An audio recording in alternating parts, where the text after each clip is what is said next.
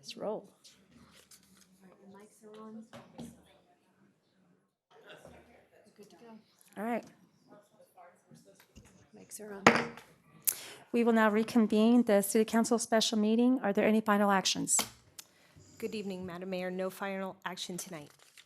Okay, we will now adjourn the City Council special meeting and call to order the City Council meeting for Tuesday, May 23rd. Will the clerk please call the roll? Council members Kozlowski. Here. Rohrbach. Aquino. Here. Chalem-Cherla. Here. And Rodriguez. Here. Let us stand for the Pledge of Allegiance.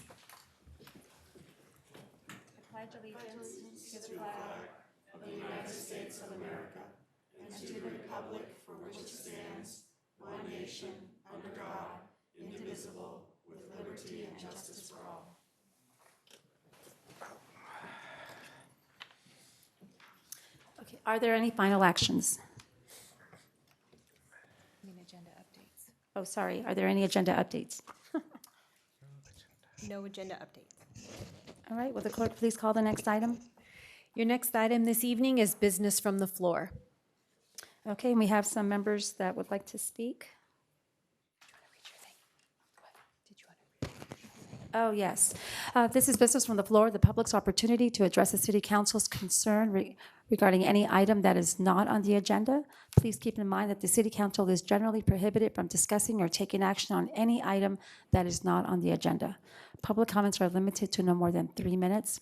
There is a speaker timer in front of the podium that will display the time you have remaining on your 3 minutes. The color will change to yellow when you have 30 seconds and turn to red and blink when your 3 minutes are up. We ask that everyone respect the 3-minute limit to ensure that all speakers have an equal opportunity to address the council. Okay, thank you. You have 6 items, or 6 requests to speak under business from the floor. Our first speaker this evening will be Alexis Goddard, and Alexis will be followed by Kevin Goddard. Come on down. And if you hear your name as the next speaker, you can be ready to come up as soon as this speaker finishes. Yes, could I ask that you take consent after number 1? Yes. Good evening, Alexis. Consent. You can stand at the podium, the microphone there will get you. Perfect. This Thank one? you. Yeah, Oh, that's okay. the one. Thanks. Thank you. You ready? Good evening, members of the City Council. My name is Alexis Goddard. I have been a resident of Folsom and the Bungalows for many years now. Today, I stand before you to address one of my many concerns regarding the proposed 24-hour King's Card Room, which I had the opportunity to learn about during the open house held on Friday, May 12th. First and foremost, I want to express my disappointment that the card room itself failed to notify our neighborhood about the proposal. My neighborhood is merely a 3-minute walk away, with only one road to cross. We should have been included in the discussions from the start. It raises concern about transparency and community involvement in such a significant decision. During the open house, I noticed that the survey on the comment card provided by the card room only lists options for supporting the proposal or being undecided or being unaware. This limited scope for feedback indicates a lack of genuine interest in hearing the community's concerns or suggestions. It is crucial for the development to actively seek and consider a diverse perspectives. In addition, when we inquired about the outlet's perspective on the card room, the owner we spoke with, his response was disheartening. He called the manager of the outlets, and I quote, close-minded. Such dismissive remarks raise question about the values and compatibility of this proposed business within our community.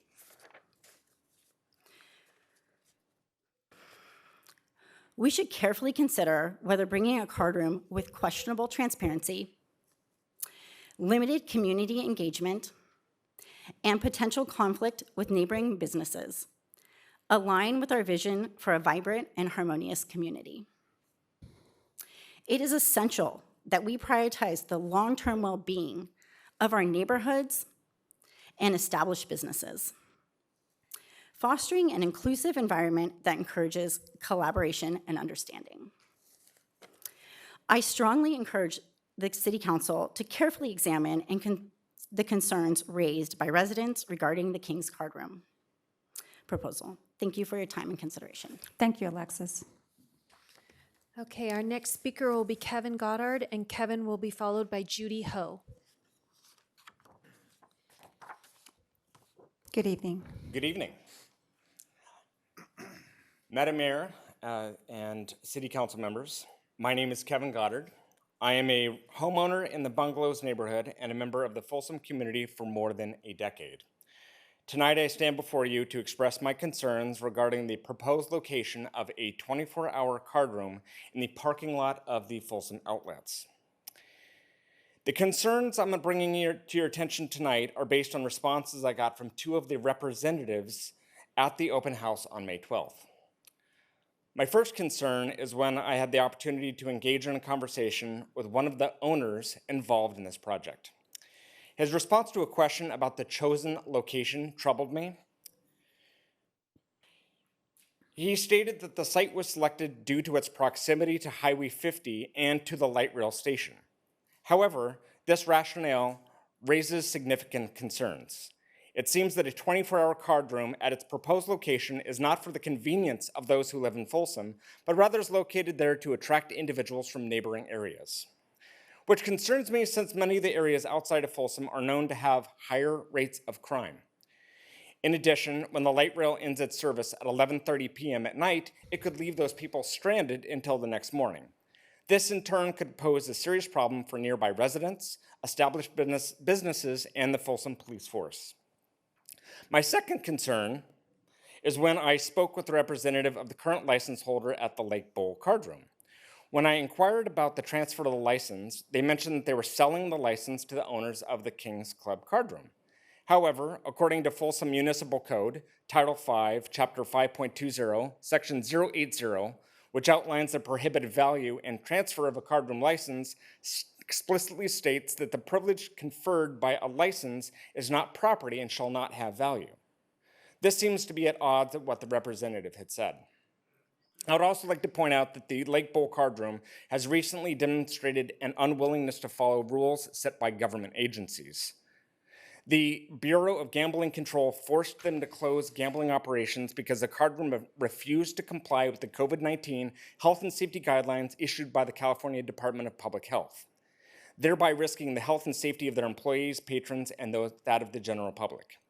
In conclusion, I implore the Council and City Planning Commission to carefully evaluate the potential ramifications for granting approval for the proposed card room at the Folsom outlets.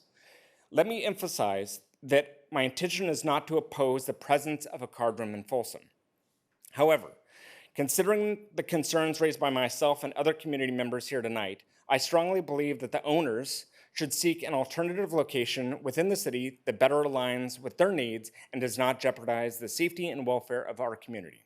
Thank you for your attention and your valuable time. Thank you, Kevin. Okay, next speaker will be Judy Ho, and Judy will be followed by Jelaine Schlossberg. Good evening, members of council. My name is Judy Ho. I'm a financial advisor at Lane Florence, a financial planning firm here in Folsom. I'm also a soon-to-be graduate of this year's Leadership Folsom class, which is sponsored by Choose Folsom. I wanted to come here tonight and personally thank each and every one of you for the work that you do for this vibrant city. While I've not had the chance to speak with you individually yet, I have had the privilege of meeting you because you have either presented directly to our class, or I've seen you at one of the business grant openings, or you helped seat me at Back Bistro. Your tireless efforts have not gone unnoticed, and I appreciate each and every one of you. Last Thursday, the Leadership Folsom class held its final session in these chambers. It was our sitting in the seat experience. It was an amazing opportunity, and it gave me deeper gratitude for the amount of work, research, and dedication that you put into running the city. A lot of focus goes into what happens on the national stage, as it should, but I believe some of our nation's leaders could benefit by taking a look at how local leaders are addressing difficult issues while maintaining the highest level of respect, empathy, and decorum. Thank you for modeling these traits to your constituents. Finally, I would like to personally invite you to attend a special event put on by the Choose Folsom and Folsom Leadership class. For the last 5 months, our class has been working on a citywide project that not only celebrates Folsom, but hopefully increases visibility of this great city. The project is entitled Heartbeat of Folsom, and it will be a public art display of 21 Folsom-themed hearts. These hearts were painted by local artists and will be showcased throughout Folsom and connect areas between north and south of 50. A portion of the proceeds collected by this project will also be donated to Powerhouse Ministries. So please join us this next Friday, June 2nd at 5:30 at the Palladio for the public unveiling of these hearts. I hope to see you there, and thank you. Thank you, Judy. Okay, our next speaker will be Jelaine Schlossberg, and Jelaine will be followed by Michael Harris.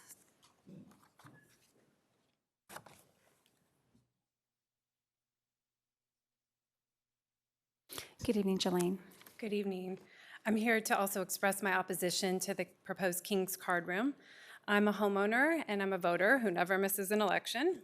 I live with my husband and 2 children in the bungalows, which is just a short walk from the proposed card room. We moved to Folsom because it is so family friendly. In the bungalows, our neighbors are more like extended family, and we can let our kids have some freedom to run around with friends, ride bikes, and enjoy time outside. Initially, I was concerned that the card room would put the peace and safety of my community in jeopardy, but I didn't want to form an opinion just based on feeling, so I started to do some research, and I discovered that my gut feeling is backed by statistics. For example, in August of 2022, a man was shot dead at Sacramento's Capitol Casino card room when he confronted an armed robber. In July 2021, Renee Walker, age 33, was killed outside that same card room. And in November 2016, a 36-year-old bystander was killed as a man fired shots near the card room.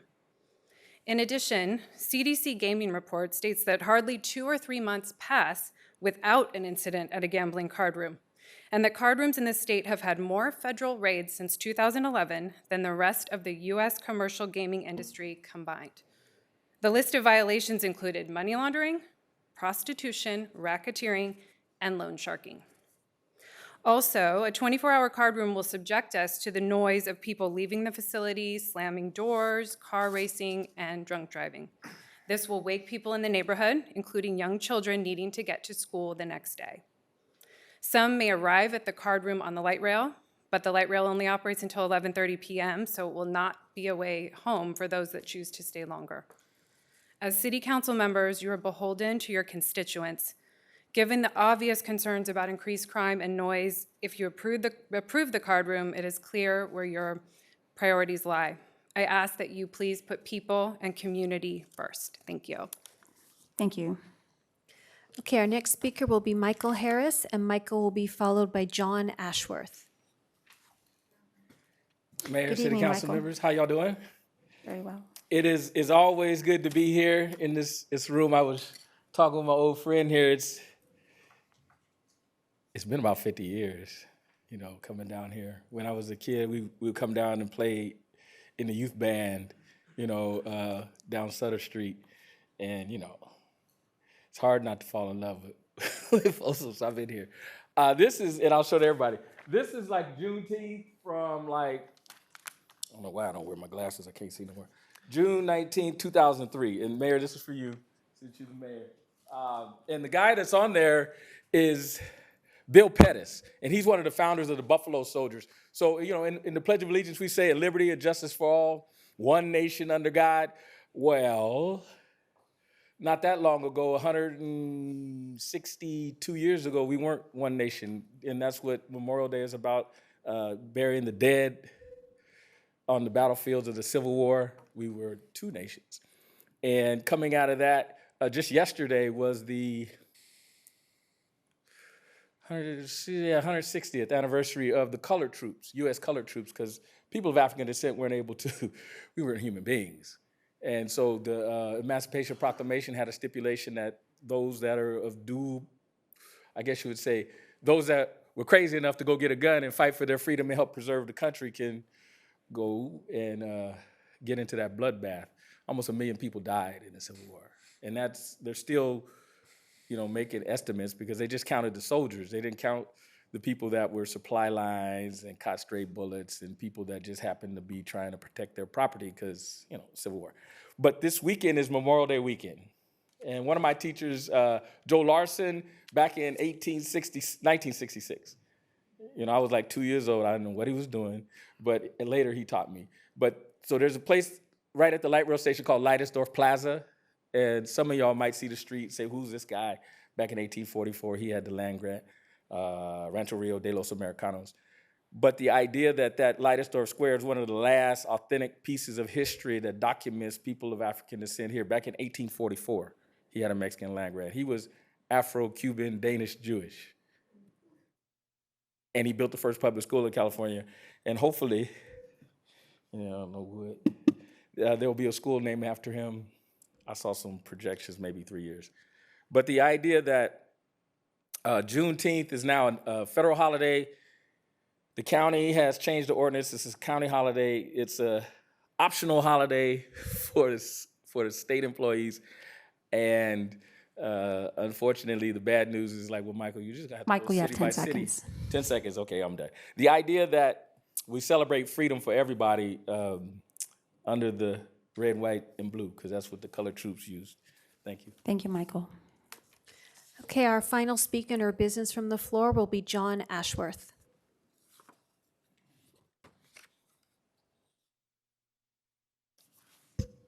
Good evening, John.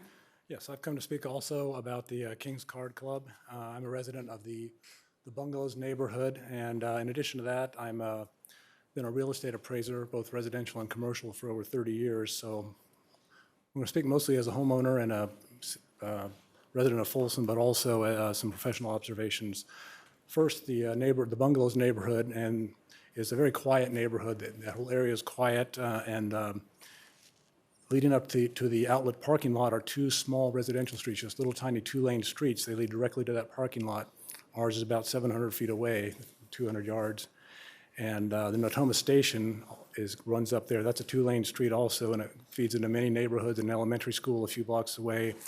The residents are mostly retirees and young families. And so I researched all the other card rooms or casinos in the area, in the region, going down to Stockton as well. You zoom in on them, in all cases, they are buffered from residential by major four-lane roads or divided roads or even highways. So I know in other cases, they don't have direct across the street ingress and egress into residential neighborhoods. So I just don't think this would be, it's just not the right thing for the neighborhood. It's incompatible. Next is hours. The hours of operation 24/7.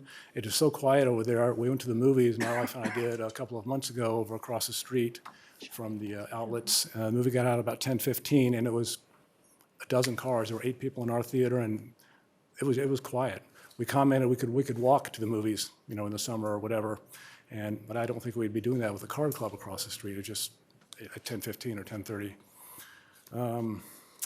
And I'm concerned about the hours too. I understand, and I'm not positive that the other bars in Folsom, when I looked it up, it looked like they were closing at 10, 11, 12, and the latest I saw was 1 o'clock.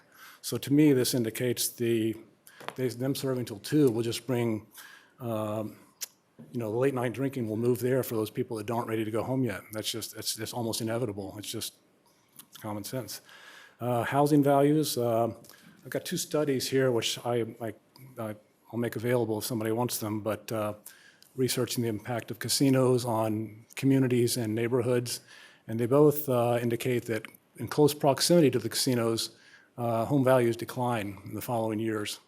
And that impact fades as you spread out further in distance, but that's a real thing too. And it's just the compatibility of the neighborhoods. It's just 10 seconds, John. not a match. And I think if they were trying to put this in Palladio or Broadstone, I don't think it would fly. So I'm just asking for the same consideration for us. Thank you, John. Okay, you have no additional requests to speak under business from the floor. Okay, will the clerk please call the next item? Your next item this evening will be scheduled presentation item number 1. This is the Army Corps of Engineers, California Department of Water Resources. It'll be a presentation on the Folsom Dam Raise project. Yeah, good evening, Madam Mayor, members of council. Mark Rakoven, your Public Works Director. Just a brief introduction while Gerald from the Corps of Engineers comes down and gets his presentation going. The Corps of Engineers is going to describe for you this evening an extensive project to increase the flood capacity at Folsom Dam. And the project also entails some modifications and improvements to the spillway structure that's adjacent to the dam. And it looks like we're ready to go. So with that, I'll turn the presentation over to Gerald Slattery from the Army Corps of Engineers. Good evening, Gerald. Mayor, council members, residents. As I was introduced, my name is Jerry Slattery. I am the Folsom Dam Program Manager for the U.S. Army Corps of Engineers. We have several, as I'm sure you know, activities out there. We're going to be talking a little bit about sort of an overview of some of the big stuff that's coming up. And that dovetails in, you have a piece of business that I believe will be on your next agenda. And so this is, we've been invited by the engineering department to just share a little bit about what's going on, offer you some context for that item. And let's see if I'm going to do that right. I am. So Folsom Dam, you may have some history on it. Basically, it's been around since 1955. It was built by the Corps of Engineers and then turned over to the Bureau of Reclamation for operation. So what that means is right now the Bureau is responsible for the operations, the dam safety elements, making sure that everything is safe in its operation and maintenance. We still have at the Corps a flood risk management responsibility through the flood operations. So what we work with, there's a water control manual. That's the primary document that decides, you know, as water's coming in, how should water go out? And that balances to make sure that the dam itself is kept safe with what the capacity is downstream. There's two elements in the program at the Corps of Engineers. One is the dam raise project, and the other one's a joint federal project. I'm sure you're familiar probably with at least some measure of both. The JFP is essentially complete. We have a few punch list items that we're still working on, but that's been in operation since 2017.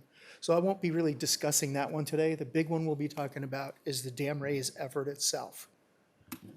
So the dam raise has a couple things to share. It's not just the dam raise. There's actually three major components in the program for in the project for the raise. The dam raise itself, you'll see with the first line, we're adding top seals and strengthening the gates. So when people get a vision of dam raise, they think, oh, we're going to make that concrete thing higher. That's not the case. The concrete structure itself is high enough, but there's a open space between the top of the structure and the gates. So we'll be adding top seals to the gates and then make sure those gates are we'll be adding some structural support into the members of the gates to make sure they can handle that additional water when it comes. I'll be showing another picture in just a moment, but we're also going to take and we're going to raise, so this is where we will actually increase the height of things. We're going to raise about 5.1 miles of the earthen structures.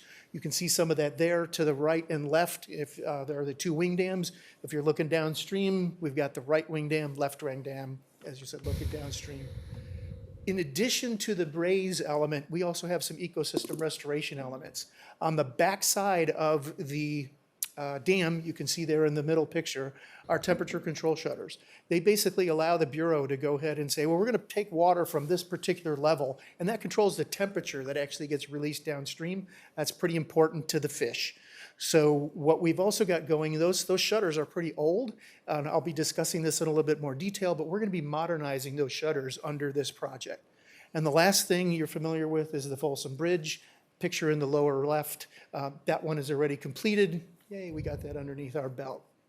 So those are the three main elements of the dam raise, and I'll be talking, as I said, bridge is complete. I'll be taking a little bit more information and sharing on the next two parts.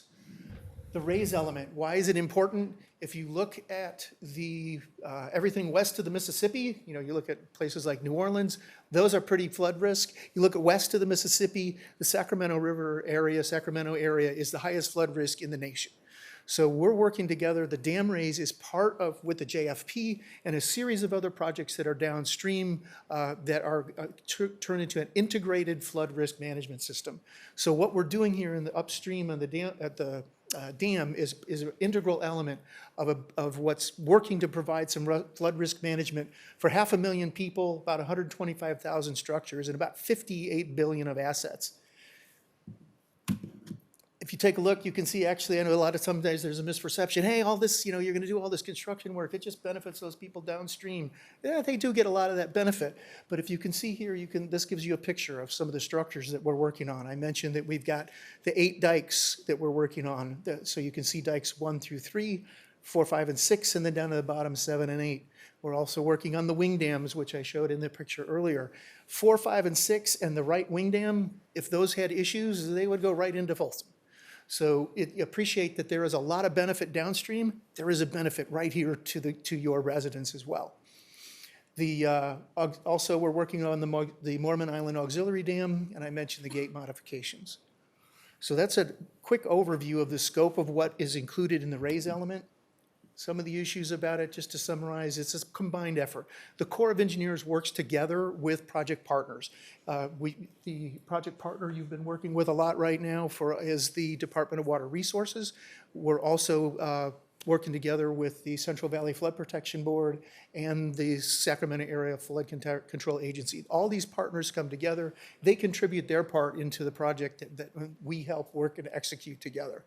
In the end, when we're done with the raise, we'll be able to put another 42,000 acre-feet of water behind the dam. This is to provide for very large flood events. They don't happen that often. We're looking at events that may be 1 in 150, 1 in 200 years, not that often, but at that level, when they come, they're big, they can be catastrophic. So we're going to provide a substantial amount of additional storage behind the dam. Some of this work's already done. Dike 8, I'll show you a picture of that in just a minute. That's finished. We finished the construction of that in 2020.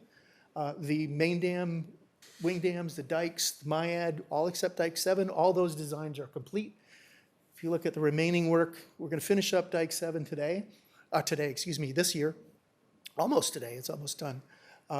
Dikes 1 through 6, the main dam, wing dam, MIAD, those are all in or about to be in construction contracts right now. So between the beginning of this year, the first 6 months of the year, we're going to put out about 150 round numbers, $1 million worth of construction contracts. And that dovetails into why we're here tonight, because some of that, we're going to need to use some of the roads in the city that you typically don't assign for haul routes. And so that's why we've been working really closely with the city to make sure we can come to an appropriate agreement together on how we would use those and the appropriate permitting. The construction we're expecting to happen is going to go through from this year, 2023, to 2027. You might think, hey, that's a really long time. How come so long? Legit question. And it's because we want to be really safe. So that, as you can see in the picture, we've got the 8 gates on the main dam. We don't want to take too many of those gates out of service at once. So we want to only have at one time in the winter, 1 gate. And that can be done safely. In the summer, when the water's low, summer, fall, we can do 3 gates. But because we can't do them all at once to be safe, this project takes a little bit longer than we might like, but it's the right way, it's a safe way to do it. So that's why we're showing target completion in July 2027. When it's all done, this will be shy of $500 million of effort. And it's right now, the good news, it's funded through completion. It is not unusual for federal government projects, especially core projects, to get funded in little dribs and drabs. But under the Bipartisan Budget Act in 2018, this project is fully funded. So we won't have these dribs and drabs. As we go, we can fund things that we need to do and move. So that's a real benefit on this project. So I mentioned Dike 8, nice aerial view and then a side shot. Sometimes we can do stuff that looks pretty nice. The interesting thing about this is what you don't see. So this looks like it's a pile of dirt and a pile of rocks. Essentially it is, but if you go inside that structure, it's a pretty amazing structure. The way it's built in a series of layers with different gradations of material so that it can actually both keep the water on the one side of it, but also allow enough through flow through it safely so that it doesn't collapse. So it actually looks really simple, but the interior of that structure is fairly complex. So this is, and in the end, it looks good, and this is one of the places where the Bureau is open for the public to walk around. That's the section that's immediately. I'm sorry? That's the section that's immediately to the west of the Folsom Point entrance? I believe that's correct. Okay. So I mentioned the other element of the overall dam raise project. It's not a raise element, it's an ecosystem element, and this is a temperature control shutters. There are a couple of other ecosystem elements that are within the authority that we have, but they've never been funded. So at this point, the only active part of this that we have is the temperature control shutters. Right now, it's a really complex operation. You can see the crane in the lower photo. That crane's got to get moved over. It takes several hours to make the adjustment, a lot of pre-scheduling to be done, and therefore they aren't as flexible. They don't have that ability to change, more refined releases that could allow them to hold back water as well as still meet the discharge requirements for temperature. So we're going to be modernizing this. They'll give them a lot more opportunity to control the flows. It'll be a lot more automated system so that it will not take them as much time to use it. Again, a lot more flexibility for them to be able to go ahead and operate it in a way that, as I said, holds the water, at the same time meets the needs for the temperature downstream. Just a short or cross-section. So this project, we're in the design right now. You can see the 2025 is our target for finishing the design. Construction between 25 and 28. Again, that's a little bit longer, but this is also, again, an operational issue. We need to work really closely with the Bureau and make sure that we are not overly interfering with their ability to operate the dam for power generation. So we'll be coordinating closely with them. The actual water does go, you can see the illustration there, the water goes through the power penstocks. So that that's also a safety issue because we need to be working when those are off. Otherwise, you get divers and folks down in there that are having unacceptable concern about getting sucked into the penstocks. So that's a timing issue, and that's why in turn that again goes into a little bit longer than you might have originally thought. When this one's done, we should be finished about 2028. This is about a $63 million project at the end, and like the raise element, this one is fully funded to completion. Also another great piece of news. That's the summary. As I said, this provides the context for the discussion you'll be having over the next couple of weeks. Open to any questions or anything if there are any. I guess not a question for you, but for the city manager. Can we get some version of this presentation on the city website so that it's easily accessible for people that have questions? Yeah, absolutely. We always post the PowerPoints for all presentations on our website afterwards, and we'll be sure this one is included. Yeah, thank you. And then just in terms of the work on the dikes 4, 5, and 6, I guess, where is the material going to come from to raise those? Because adding even a few feet is a tremendous volume of material when you spread it down the slopes. Yeah. So two thoughts. There's going to be some material coming in. Okay. And that's actually going to come from material that's out near Myad that was excess spoil from the JFP project. Okay. So that right now we actually have the rock processor out there. It's getting crushed into the right sizes that we need. So that's the primary source. Another factor though is we aren't going to need as much of that because we're actually doing walls. So there'll be flood wall design for the remaining dikes. Gotcha. And out at Myad. Will the path at the top be on one side or the other of those walls, or will the space will it be two walls with fill in between them? It'll be one single wall with an appropriate transportation route on one side. On which side, though? The lake side or the outside side? I don't recall. I can find the answer for you. Because there's a tremendous amount of people that use those as recreational Yes. pathways, and if there's a wall blocking your view of the lake, that would be kind of a terrible result. Understand at the same time if it would be a wall or a pile of dirt. So one way or the other. Well, no, if it's a pile of dirt, you're on top of it, Understand. the way that it is It'll only currently. be a 3.5 foot high wall though. So people, anyone, gotcha. yeah. Okay. So All right. anybody up there will not have a problem getting the same vista, excuse me, unless they're a toddler. Excellent. And then lastly, the pathway that was used to move the material over to Myad that didn't use the roadways, is that still useful? Not at this time. I think that I think if I believe what you're saying, there was that is essentially not going to work. It's not going to help us when it comes to dikes 1 through 6. We may be able to use some of it. Oh, yeah, because you'd have to get past the dam itself. Yes, Okay. correct. So we may be able to use some of that for dike 7. Is there material that needs to be brought? So you're just going to use material from Myad, but it's going to have to leave the lake site and go on the road around the lake? That's correct, and that's what we've been working with your engineering department on. Okay. That's the total of my questions. Thank you very much for your presentation. Any other questions? Yeah, Jerry. I can go back. Jerry. Jerry, right? Yeah. The current max capacity is almost like 990,000 acre feet or close to 1,000,000 acre feet. I don't have that number at my fingertips, but I believe it's in that area.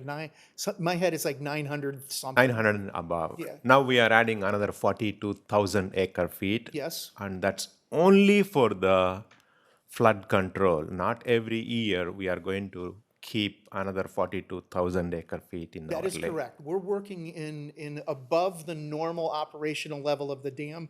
This would be for unique high flow, very low frequency events. Okay. The reason why I'm asking, the entire region is growing, and this dam was built almost, long time ago, and the demand is growing, and there is an opportunity. So if we want to keep the more water there, that extra 42,000, not just for the flood season, it's a possibility. Okay. So the thing I would be careful to is say,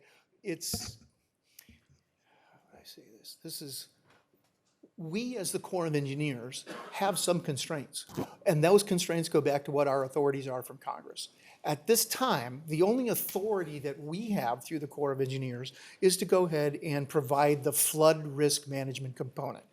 I appreciate that may provide some others an opportunity to do something, but that's not something that we can address specifically. What I can share is that one of the things the Corps is doing now is, I mentioned we have some flood risk role in this project as it relates to the water control manual. We're working on something called FIRO, Forecast Informed Reservoir Operations.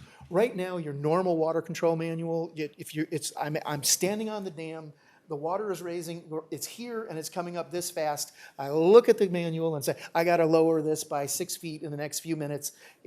That's an exaggeration. But it's very rigid. What we're doing with the Forecast Informed Reservoir Operations and the Joint Federal Project Water Control Manual is one of the first ones in the nation to do it, is look at what's coming down the pipe. If I know that I may have this high water now, but if I know from the forecast that the rain is ending, it's done, that can allow the Bureau to make different operational decisions. So we're in the process of updating that manual as part of this project, and to whatever extent that's appropriate, that could be addressed. The thing to keep in mind, though, is that we're talking about a very special piece of space in the dam here that we're making that is not usually associated with water storage. Got it. Yeah, but thank you again. Any other questions? I don't have any. One- Thank you very much. One last one. So it seemed like you were indicating that the work on the gates, at least, was going to happen during low water times. Is that true for the levee work as well? So it sounded like you weren't going to artificially lower the lake level. You were just going to work seasonally when it is low. That is correct. Is that true? That is correct. Yeah, Okay. we are not, our project is going to work around the water. The water doesn't work around us. Thank you very much. Thank you. Thank you, Jerry. Will the clerk please call the next item? Okay, Madam Mayor, we're going to take an item out of order here. So we're going to jump from item 1. We're going to go to the consent calendar. And then after that, we'll go back and revisit or take up item number 2. So your next item is the consent calendar. Okay, are there any items to pull? I will entertain a motion. I'll make a motion to approve the consent calendar as presented. I second on that. All right, will the clerk please call the roll? Council members Kozlowski? Yes. Rohrbaugh? Yes. Aquino? Yes. Chalem Chella? Yes. And Rodriguez? Yes.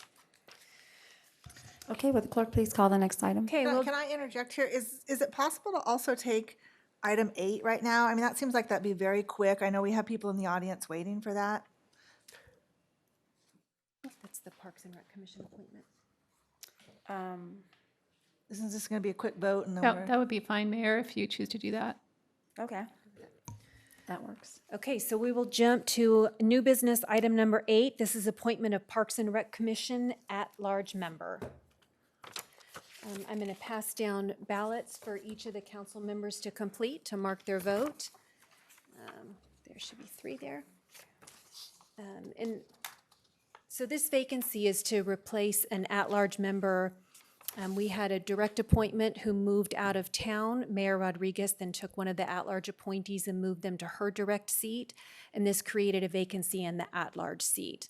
So this person would be appointed to fill the remainder of that 2-year at-large term, so they would serve until December of 2024. So once the council members complete their ballots, they'll pass them back down to me, and I'll read the vote. And our Community Development Director is pinch hitting tonight, and she will tally the votes for us. Thank you.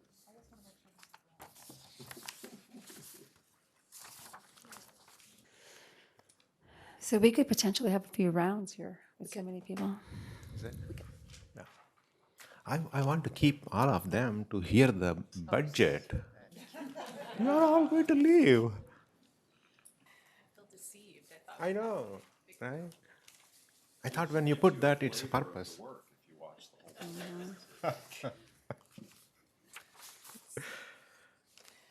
Okay, are you ready? Okay, so Councilmember Aquino votes for Elena Wagner. Councilmember Kozlowski votes for Eric Spencer.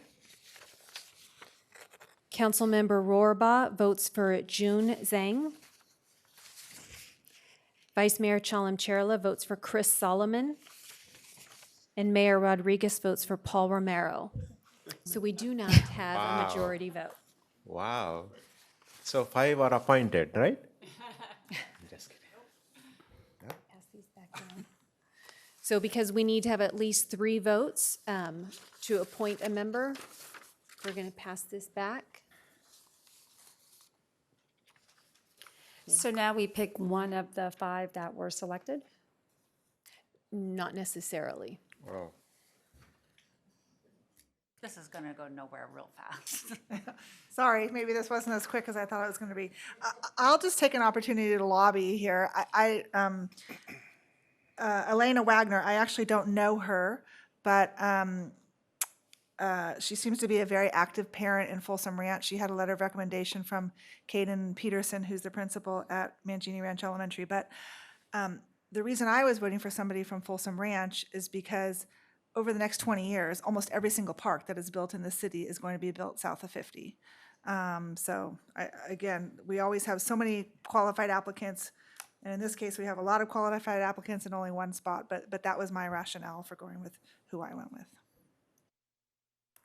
And if I recall correctly, the last round of Park and Recs, there was somebody from Yeah. Folsom Ranch that was selected to the Park and Rec? No, District 3, but not Folsom Ranch. District 3. District Oh, 3, Okay, which okay, is- it's on the others. Well, the Park and Rec Commission has a lot of new, less experienced commissioners. And so somebody like Paul Romero, who spent a very long time, is really a historian, I think could help with the current council to increase their knowledge. That's just what I remember. He was really sharp on the Park and Rec Commission. That was one of the reasons why I voted for him. Well, I'm sure, I think Pam, it's going to take some time, right? So, I know we all have our rationals here. I typically, I was appointed for Parks and Rec in 2016 and 2018 for Arts and Cultural Commissioner. And I was putting every time when I applied to those commissions with the mindset, one day I'm going to run for a council. I need to learn from various commissions and boards. That was my thing. That's why I voted for Chris, who expressed his interest down the road. He's learning now and going to run for an office. So he's probably maybe more experienced by the time. So I just want to, put our rationale behind people. But we have to get to, rather than again going through, we can negotiate among our 5 here. Okay. With that. Can I lobby anyone for Chris? That way. And at least I can actually, we say- have his name backwards. His first name is Solomon. Oh, Solomon. I'm sorry. Yeah. Solomon. Yes. And there's no R, but that's okay. Who cares? We know who it is. I did this. Solomon. Yeah. Yeah. CHIS, last name. CH. Solomon. Yeah. so- Easier said than done. That's what my request for my colleagues here. So at least down the road, we'll have another good potential council member from this group. You can pass mine down. Okay, if there's no more discussion, you're welcome to complete your ballots.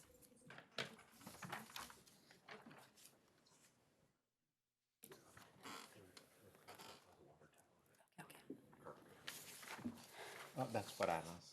So just as while we're lobbying, Eric Spencer is the dad of one of the kids on the track team and somebody I know really well, and I think he'd do a great job. I know I can't. Okay, ballots are in. Moving. So Vice Mayor Chalem Chella votes for Kiss Solomon or Solomon Kiss. Solomon Kiss. Mayor Rodriguez votes for Paul Romero. Councilmember Rorava votes for Solomon Kiss. Councilmember Aquino votes for Elena Wagner. And Councilmember Kozlowski votes for Elena Wagner. Ah. Some Here, progress. let me, So can we just vote again out of those two Yeah. top vote getters?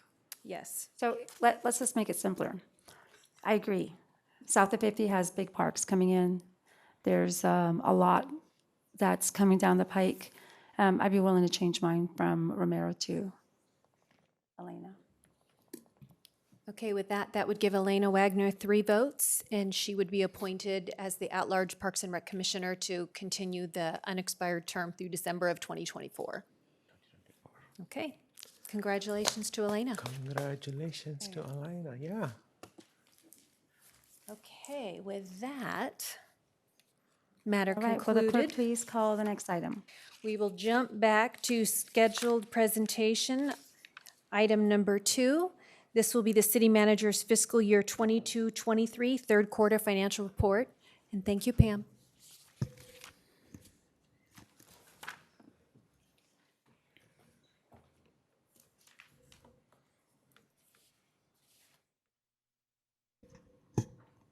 Good evening, Mayor, Vice Mayor, Council Members. Stacy Tamani, Chief Financial Officer. Tonight's presentation for this quarterly report is a condensed version of what I usually do. You do have the full report in your agenda packet. We just wanted to make sure you had a lot of time for your budget discussion. So we'll just be focusing on the general fund. We're looking at the data for the first 3 quarters of the fiscal year and the projections for how we think the general fund will end the year based on the results we have so far. The first slide is your general fund summary. It compares the fiscal year 22-23 budget to the year-end projections for the general fund.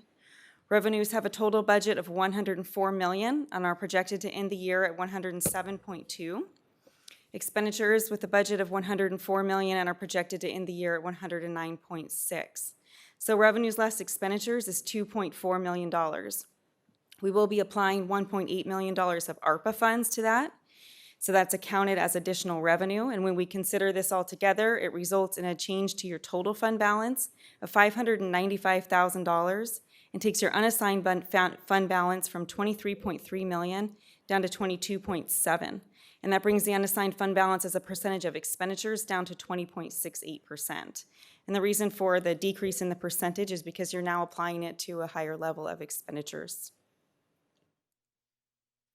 This slide is the major revenue sources in the general fund. On the left, we have the current budget for fiscal year 23, and then on the right, we have the year-end projections. Both property tax and sales tax are projected to come in over budget. Property tax by about $734,000 and sales tax by about $482,000, so about 2% over budget for both of those. TOT is projected to come in at budget. We're also seeing an increase in charges for services revenue. This includes Parks and Recreation program revenues. These are up from budget. As you'll recall, we budgeted very cautiously in this revenue category when we were doing this a year ago. We were still in the middle of COVID. We didn't know how those revenues would recover. And revenues are also up in the charges for services category due to community development related revenue in the plan area. This revenue is offset by increases in contract expenses for construction inspections that are related to that development activity. So those offset each other. Licenses, permits, and VLF are expected to end the year over budget. This is mostly due to building permit activity in the plan area. It's picked up at the end of this year with some large multifamily projects. Transfers in is projected to be below budget by about $1.2 million. This is due to vehicles and equipment that are funded by other funds, capital funds. These aren't expected to be received by the end of the year, so we don't do the transfer in until those are received. And then you have all other revenue up by about $416,000. This other revenue category now includes that rental income from Natoma Station property, and then interest earnings forecasted to come in over budget as interest rates have increased a bit this year. Next, we have your expenditures sorted by department. We see general government, police, public works, and non-departmental are expected to be under budget. Fire is expected to be over budget, mostly due to overtime costs, increases related to the new MOU, and also an increase in vehicle maintenance expenses. Again, this is offset by savings from vacancies that they had for the majority of the year, so it would be higher if we didn't have those vacancies. Community development is projected to be over budget due to the increased contract costs that I just mentioned are offset by that increased revenue from those development fees that are passed through for these contracts. Parks and Recreation is projected to be up by the end of the year. Included here is $785,000 of expenditures that are in the facilities division. This is for that emergency repair of the roofs at the sports complex and at 405 Natoma Station. So the expenditures are in the Parks and Recreation line item, but the budget for those projects, the funding for it, is in the non-departmental contingency line item. So when you're looking at this chart, you have the under budget $743,000 for non-departmental, and you need to look at Parks and Recreation and that one together to really get the true effect of the contingency budget being used for the roof projects. So then the remaining variance in Parks and Recreation is expenses in the zoo, the aquatic center, sports programs, and this is all offset by that increased revenue that Parks and Recreation is bringing in. So that is your update on the general fund. I just have some very recent economic updates. The first was in the most recent Friday report that was dated May 19th, 2023 from Stifel. It was titled, "The Consumer Remains Resilient for Now." And what they wrote was, Americans are still spending. Despite a significant increase in rates and a growing threat of recession, consumers have proven surprisingly resilient at the start of the year. But at the same time, consumers are more indebted than ever, drawing down savings and ramping up credit card usage.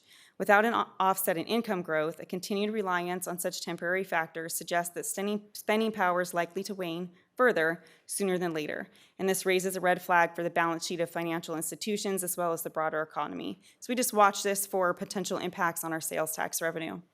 And then for home sales, just regionally here in our city, a comparison of the third quarter of fiscal year 22-23 versus fiscal year 21-22, the same quarter, shows the number of homes sold decreased by 170, or 26.94%. And the median sales price decreased 2.69% when compared to that same period in fiscal year 21-22. So this is an impact on our property tax when we start to see a decline in the amount of turnover or a decline in home sales. And so that concludes this part of the report, and then we'll move on to the budget presentation if there's no questions on this. I'm good. Any questions? None? No? Okay. I kind of have one. Just the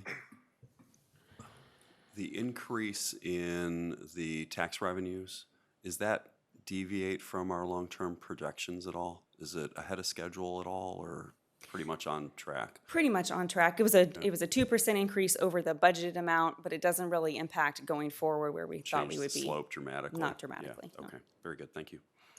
I have a question. Just a clarification, because the operating, it looks to me like the property tax is continuing to rise, and with your projected budget for next year, that's clearly indicated in there. Quite a bit above what you predicted. But yet then you're saying here that the number of homes are slowing down, which, that's apparent in the economy throughout the United States as well.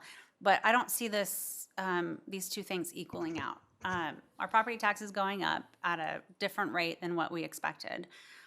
So our sales of our home, is it because the sales prices are higher, or where is this, if we only had 2.69% decrease in homes, where's the problem, I guess, if our property taxes are increasing by so much?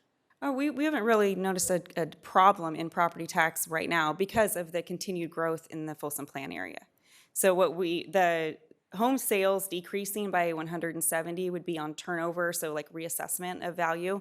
That's where we would be concerned on the revenue coming in north of 50. So at this point, if it's just a one-time thing with people kind of adjusting to the rates and then they say, oh, well, we're still gonna go ahead and buy, then it probably won't be more than just a kind of a blip in our property tax.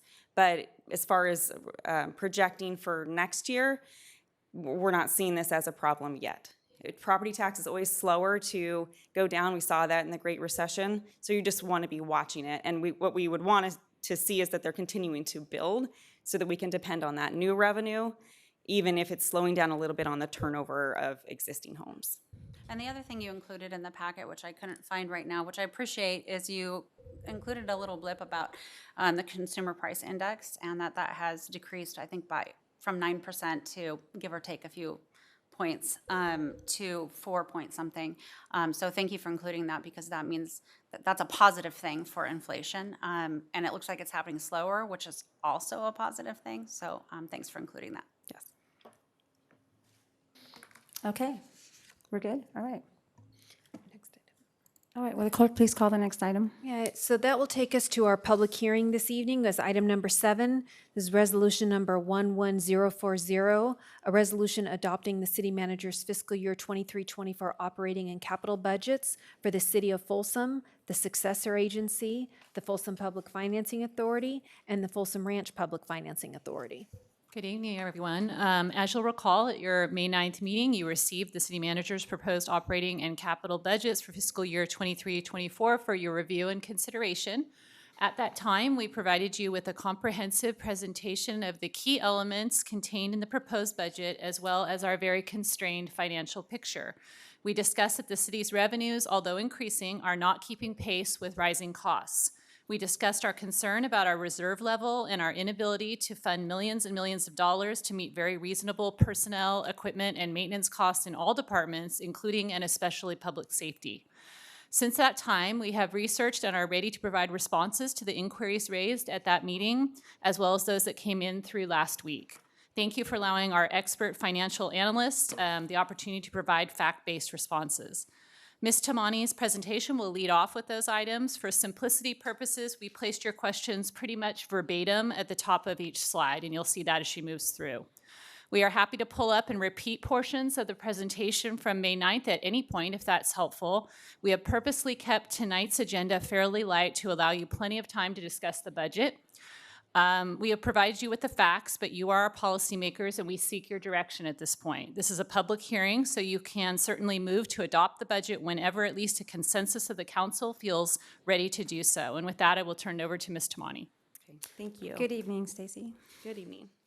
So we'll just get right into this. We had quite a few questions, and each slide will be answering them. So question number 1 was, I would like to see the breakdown by dollars for the budgeted revenues for this coming budget year. So this is the chart that I had on the presentation for May 9th. You had property tax, sales tax, TOT, charges for services, the licenses, permits, VLF, and then all other revenue. So property tax, sales tax, and TOT are really a single category. There's nothing else in there, so I'm not going to go into more detail on those categories. But I will go over charges for services, licenses, permits, and VLF, and then all other revenue. So the first is charges for services. They're proposed in this upcoming budget at $12.2 million. And what makes up that number is primarily ambulance fees at $4.8 million. That's the projection for next year. Parks and recreation fees at $4.4 million. Development fees at just under $2 million. We have public works project fees, which is what they bill out to the project funds, and that comes back into the general fund at about $500,000.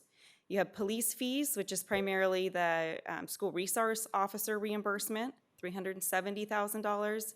And then you have a bunch of other miscellaneous categories that total about $60,000. So with all of those, you have your total charges for services revenue at $12.2 million. Licenses, permits, and VLF is $12.8 million in the proposed budget. The majority of that is vehicle license fees at $9.4 million. You have building permits coming in from the Community Development Department at $2.4 million. Business license certificates at $725,000. and then a fairly long list of miscellaneous licenses and permits that total the remaining $267,000. So it's $12.8 million for licenses, permits, and VLF. And then in your all other revenue category, $4.4 million, it's made up of many different line items here. The biggest one is the 4% Folsom Tourism Bureau Business Improvement District. So this is a pass-through. The hotels collect 4% on all of the stays, and then we receive that money, and then it's passed through for use for economic development. So that's about 1.2 million of the 4.4. We have a real property transfer tax. It's a property tax that's imposed on the transfer of real estate. So we get a small portion of that revenue, and that is proposed at $900,000 next year.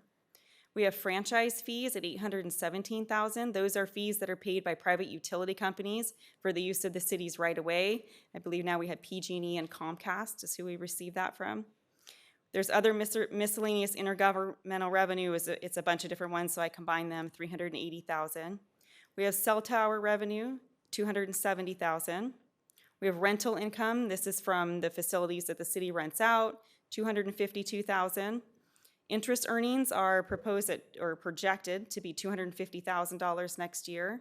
All of the fines that we collect at $104,000, and then the remaining accounts at $202,000 for your total of $4.4 million. So then the second question kind of went along with those, and it said, I would like to know all the assumptions made when coming up with those numbers, how that differs if it does from the previous 2 years. So I'll answer the second part of that question first. So we do it the same way pretty much every year, except for the last 2 years have been difficult during COVID. And so I wouldn't say that we were able to base that data on prior history. We had to be a lot more thoughtful about those projections, and it was very difficult. But here I have a chart of the major revenue categories from the previous, or everything that's combined right now.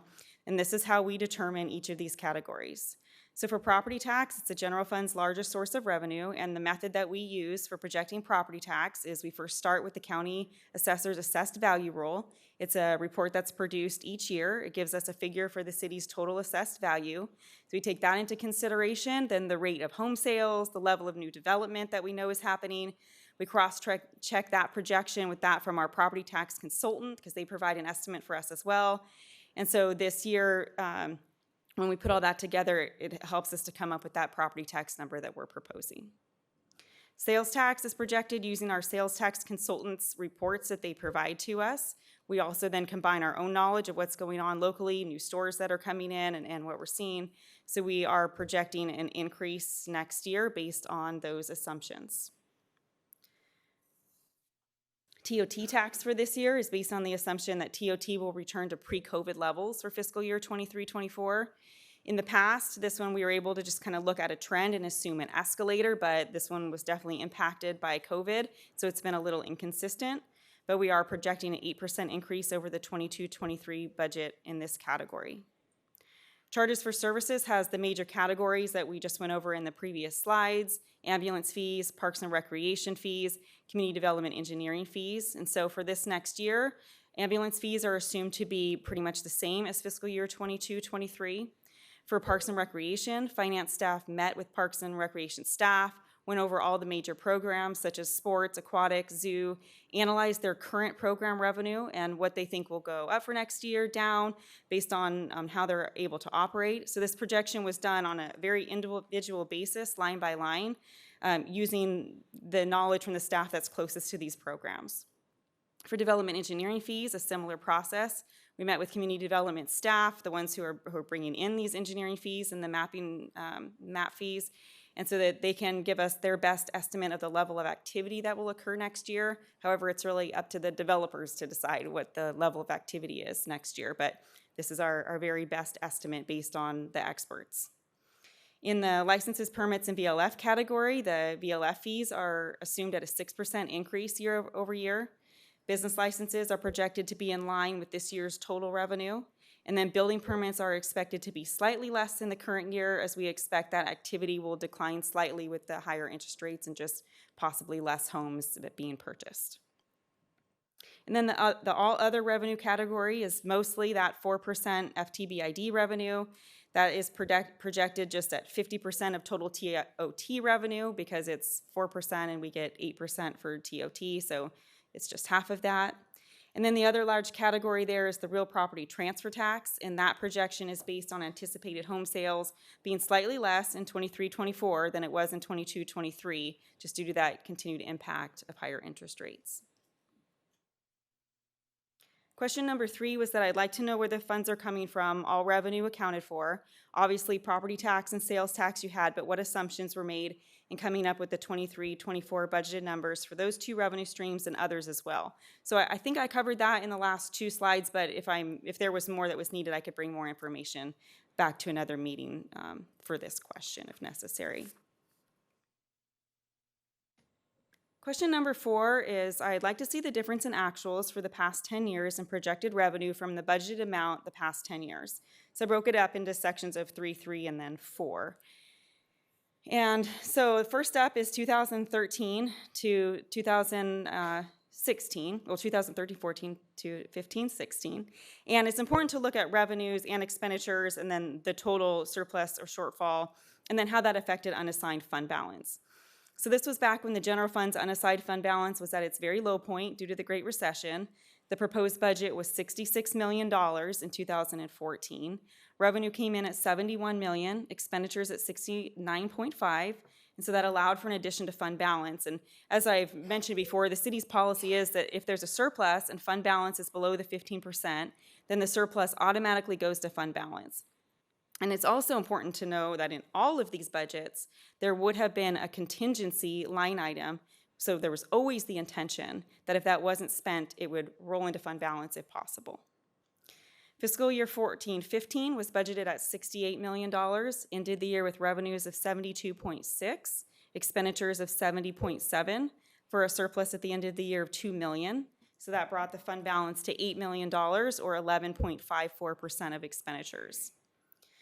Fiscal year 15-16 was budgeted at $72 million, ended the year with revenues of $77.6 and expenditures at $74.3, a surplus of $3.4 million, bringing the fund balance to just under $11 million, 14.75% of expenditures. So we still hadn't hit the 15% mark at that time. And during those years, there was very intentional control over expenditures because the priority was to rebuild that unassigned fund balance. The next 3 years here, fiscal year 16-17 was budgeted at $77 million and ended the year with revenues of $82.6. We had expenditures of $78 million, so we were able to add $4.6 million to fund balance, bringing it to $15.5 million and 19.91% of expenditures. Fiscal year 17-18 was budgeted $82 million. We ended the year with revenues of $86 and expenditures of $85.3. You recall that as expenditures increase, fund balance has to increase at the same rate, and so this year it didn't meet that mark. And so even though fund balance increased slightly, the percentage of expenditures dropped down to 18.41 in that year. Fiscal year 18-19 was budgeted at $89 million and ended the year with revenues of $89 million, and then expenditures of $86.6. This year was a little weird, just to not have a better term, because we eliminated transit operations and it moved to RT. And so expenses were a little skewed due to the accounting for that activity, and so that's been adjusted here. But the fund balance was $17.3 million, or 20% of expenditures, as we headed into the COVID-19 pandemic. Fiscal year 19-20 was budgeted at $91.4 million and ended the year with revenues of $90.2 and expenditures of $95.4. This was the second year of the adjustment for transit operations, so these 2 years offset each other and resulted in a shortfall during COVID of about $5 million. Dropped the fund balance down to $13.8 million, or 14.4% of expenditures. Then 2021 was budgeted very conservatively at $89.5 million. We didn't know what the impacts of the pandemic would be in this year, but sales tax performed very well as consumers stayed home and shopped online, and the general fund ended this year with revenues of $95.4 million and expenditures at $89.8 million, allowing for a replenishment of the fund balance that was used, so we were back at $19.2 million, or 21.38%. Fiscal year 21-22 was a similar story. We budgeted conservatively, still in COVID, but parks and recreation programs were allowed to open fully, and consumers also received stimulus money this year, so revenues did better than expected. Expenditures were also kept very low because we used the risk management and compensated leaves fund in that year. It resulted in a surplus of $5.2 million at the end of the year. Because of that surplus, staff did recommend replenishing the internal service funds that had been used to create much of that surplus, but that has not happened yet, so the unassigned fund balance at the end of 22 was at $23.3 million, or 23.67% of expenditures. And as I just went over in the quarterly report for fiscal year 23, we're expecting to end the year with a deficit of $595,000, reducing the unassigned fund balance back down to 20.68% of expenditures. Question number 5 was that I'd like to see the most recent actual number for fiscal year 21-22 and how that finished. And so I believe I covered that adequately in the last chart with how that year finished. Question number 6, I'd like to see the updated projected revenue for fiscal year 22-23 in that budget. So this is the chart that I just had for the quarterly report. We have the projected revenues at $109 million. And that's what we're projecting for the end of the year.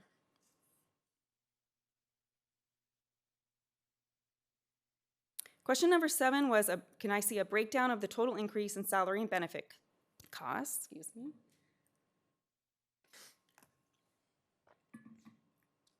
So the total increase from, and this was in the budget presentation, the total increase from fiscal year 22-23 to 23-24 was $4.6 million. So you're seeing that difference there in the third column. Of that $4.6 million, $1.9 million was due to the new MOUs. $1.4 million is the fiscal year 23-24 COLAs. About $1 million is related to the proposed new positions and also fully funding the firefighter positions from 22-23 that were only budgeted for 9 months of the year. $735,000 is related to the overtime budget increases that we're proposing this year. And then there's a remaining adjustment of $363,000 due to retirements and turnover when new employees or promoted employees are placed at a lower step in their new salary range than the employee who left was in. That creates some one-time savings. And we saw a lot of that in the police department this year when several of the positions at the top of the organization retired all within a short period of time. I'm just looking at the notes there. Yeah. Okay. Question number 8 was a statement at the last council meeting that we're the only city in the region that has less police officers and firefighters, and I'd like to know your reasoning for that. And so as the chart shows here, as proposed in the fiscal year 23-24 budget, Folsom's Fire Department has a total of 90 budgeted full-time positions, with 84 firefighters across all the ranks, so with all the titles. Folsom's Police Department has a total of 113.5 full-time positions, with 81 officers across all of the ranks. And so when you look at this chart, the police department in total does have more staff than the fire department. The police position count of 81 doesn't include community service officers. So with those intentional decisions to hire non-sworn positions, they don't get included in these types of comparisons. So it kind of makes for an apples to oranges comparison when we don't know what other regions are doing. Regionally, all of the police departments, including Folsom, have full-time employees exceeding full-time employees in the fire department. So that is true based on this chart. But what I am aware of is that most of these, except for Vacaville, do use a transport service for their ambulance transport. So it's a little different in possibly the way they're operating, and also some differences could be in demographics, square mileage, population, and other factors that aren't apparent in a chart like this. But when you just look at the numbers, there they are. So just for clarification, with the other cities and those numbers, we don't know what is administrative versus what is, say, a firefighter or a police officer. Is that correct? In these figures, this was just total full-time employees by department. Okay. Yeah, that's what I pulled for this. We received a question about the contingency budget line item regarding the recent uses were and what the policy is for budgeting the 1% each year. Examples of recent uses are the hill slide behind the zoo sanctuary, We had a replacement of leaking fuel tanks at the Corporation Yard and the replacement of leaking roofs at the Sports Complex and 405 Natoma Station this year. The city's adopted financial policies require that 1% of total budgeted expenditures shall be budgeted annually for contingencies. This appropriation may be used to provide for unanticipated or unforeseen needs that arise during the year. Question number 10 was a multi-part question on retiree health benefits and the Retiree Health Trust Fund. The first part was referring to a page in the budget document. It was section 1-6. Am I correct in understanding that the balance in the trust fund was $7.85 million as of June 30th, 2022, and has grown to $8.7 million as of March 31st, 2023? And yes, that is correct. That was the value of that fund on those dates.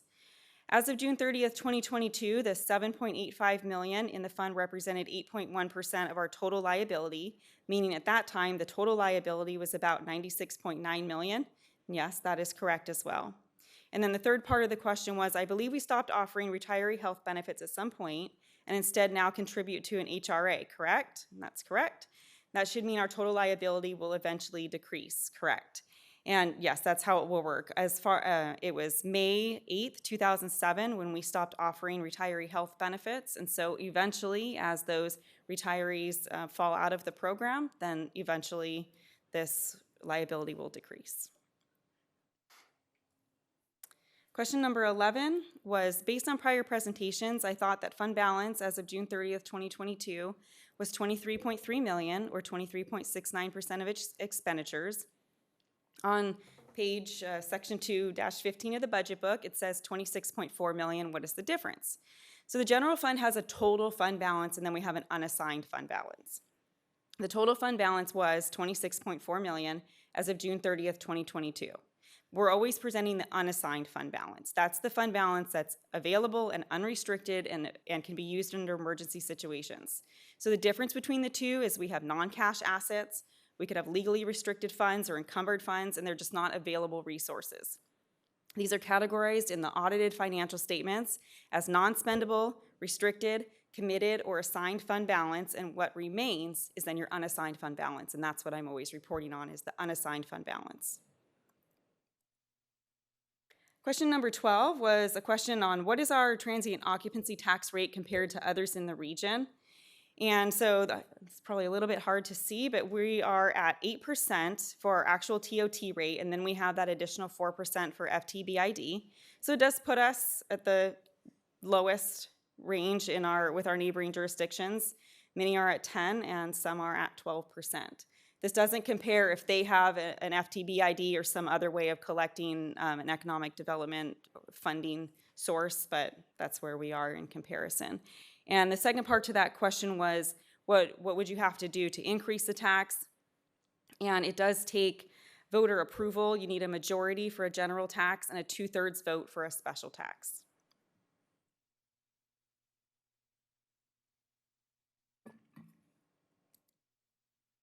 Question number 13 we received at the last meeting on just more clarification on the community development proposed staffing changes. And so our Community Development Director, Pam Johns, provided this information here regarding the proposal. With much of the land planning and infrastructure engineering complete in the Folsom Plan area, staffing needs in those areas have slowed, and demand for building services, such as the permit processing, plan check, and inspections throughout the city has escalated. With approximately half of the workload in plan check and inspections managed through contracts, we have received feedback from customers and stakeholders concerned about consistency and accessibility. So the recommendation in this budget is to shift staff resources from planning to the Building Services Division to address critical customer service needs, specifically by removing one of the vacant principal planner positions and then adding building services positions, the building plans coordinator and a building inspector one. So there's a minimal cost difference in the salary and benefit expense. It was about $10,000 to swap that one principal planner position for these two positions in building. And then the last question we had was to bring an update on possibly eliminating charges for late fines in the library. So this will be brought to you at a future meeting for your consideration. But just for a quick update here, the removal of fines was unanimously recommended by the Library Commission twice with our past director and our current director. Fine revenue has been proactively removed from this budget proposal, so it's not in there now. If the city council decided not to eliminate late fines, then you could anticipate about $25,000 in additional revenue. Folsom Public Library is the only library location in Sacramento that still charges late fines. So this will be an item coming to you in the future. And that was our last question, so that's what I have for you. Can I have you go back a slide, if that's okay? Yes. To the community. So I think I kind of understand what's happening here. There's two positions there's one position open that you're going to leave open. And then you're going to take I'm trying to look for the verbiage in here. A contracted person or a temp position or what? So what's happening with the other? We're eliminating one principal planner position and substituting it for two lower level salary positions, building plans coordinator and building inspector 2. So we're taking one position with a larger salary and removing that from their budget and instead adding 2 lower positions. And the swap is roughly equal. So it's kind of a wash, but it shifts resources from the planning side to the building side of the house, which is the feedback we've gotten in terms of customer service. So it's a customer service move that doesn't really cost much money, but I think gives Pam and her team, a good chance to serve customers at a higher level. Did I summarize that correctly, Pam? Yes, right now we contract about 50% of the plan check and inspection services for building just because we have such peak levels of permit activity. And so this will not only address some of those demands, but it will reduce our contract costs. And so, we believe that in planning right now, in the near term, we're able to eliminate that position and still maintain the workload. What we would be giving up is really some of the long-range planning activities, and those with the city council direction last year to contract project managers for the long-range planning activities like the River District Master Plan and the Central Business District Master Plan.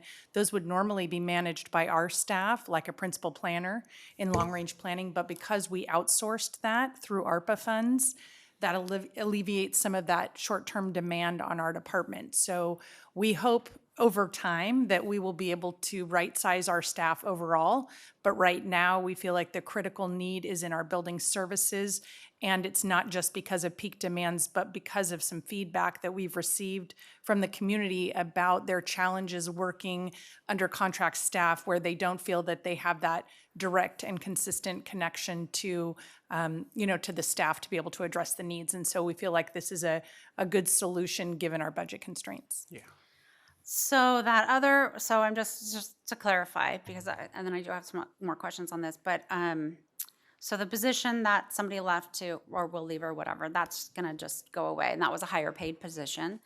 And then the other position, that is somebody, so we're getting 2 people outside of that other position, we're getting 2 more people. 2 people for the price And of one of them is taking place of a temp, for example, or something, so, or They would- contract, so. They would replace at least 2 contract Okay. positions that we pay full-time. So this is continually for 5.5 months that I've been on and we've had a couple conversations when I came in and did the department tour, but I mean, continually, almost every week or more than once a week, I'm meeting with either a developer or a resident or somebody that are super frustrated with the contracts, the people that we're contracting with.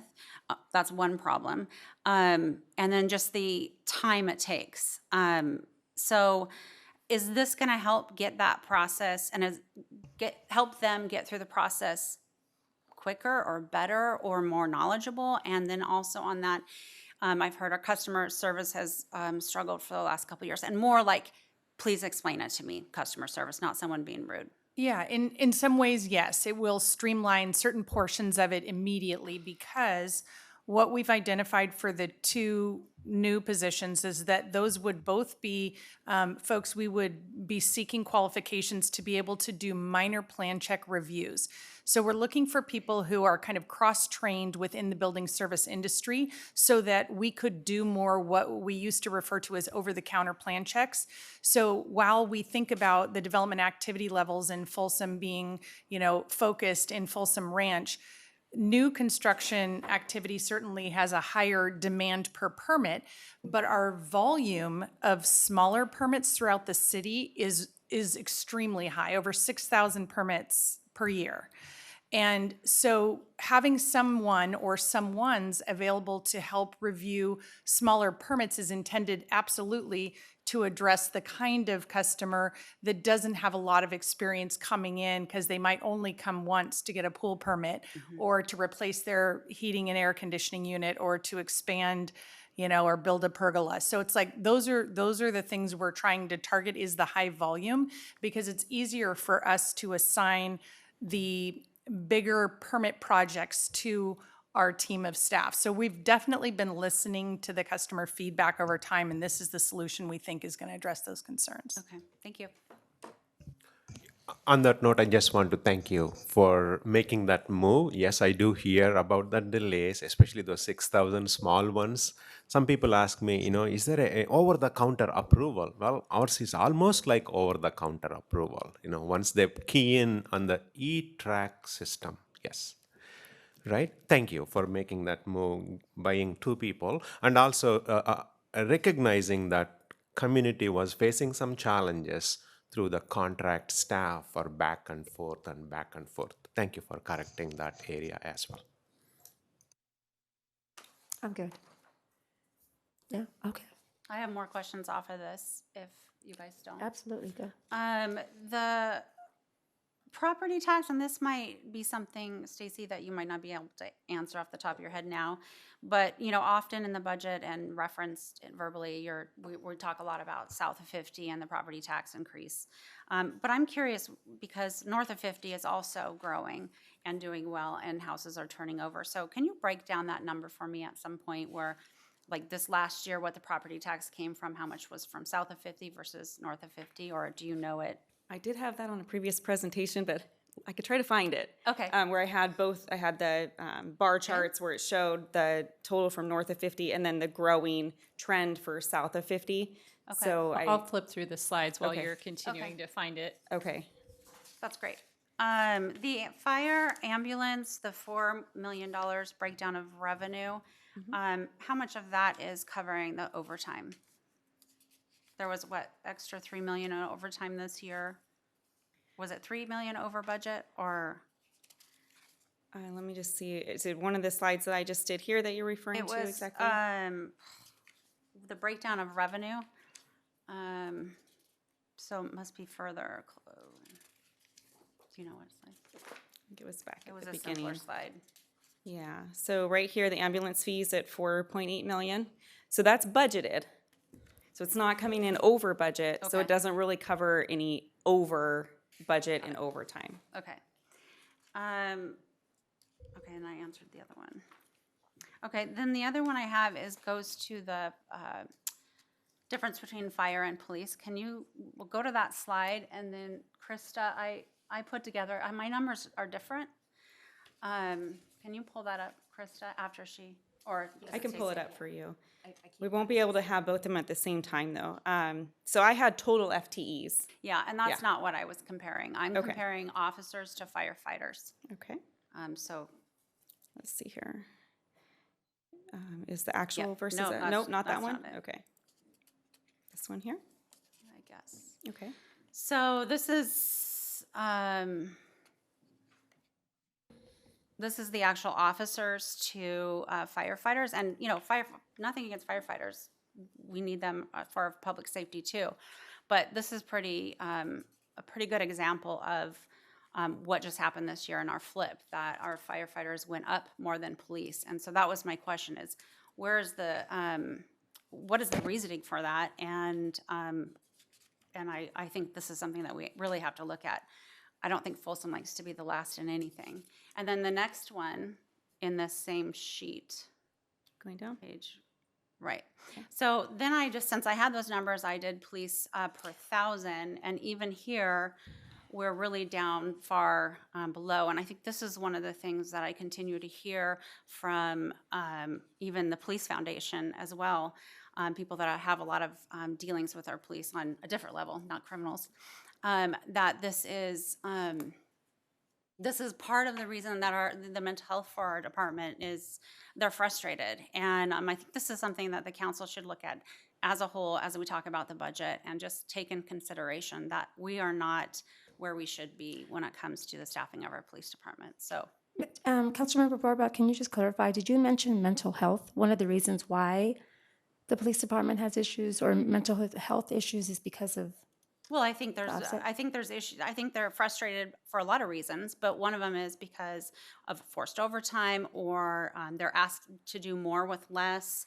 I mean, there's a whole myriad of reasons. For example, the CCSUs, the people that deal with our homeless, they can't always do what they need to do in their job because they're getting pulled out to go out on patrol or do other things. So, it's robbing Peter to pay Paul in the department, because one of the commitments of our department is to stay, top of the service for our residents. So our residents are feeling and seeing things, but, we're still a really good, safe city. But we're at a tipping point, I believe, and these two slides are showing you where that tipping point is. We're not keeping up with other departments in our region. So can I ask, where did you get your data from? Google.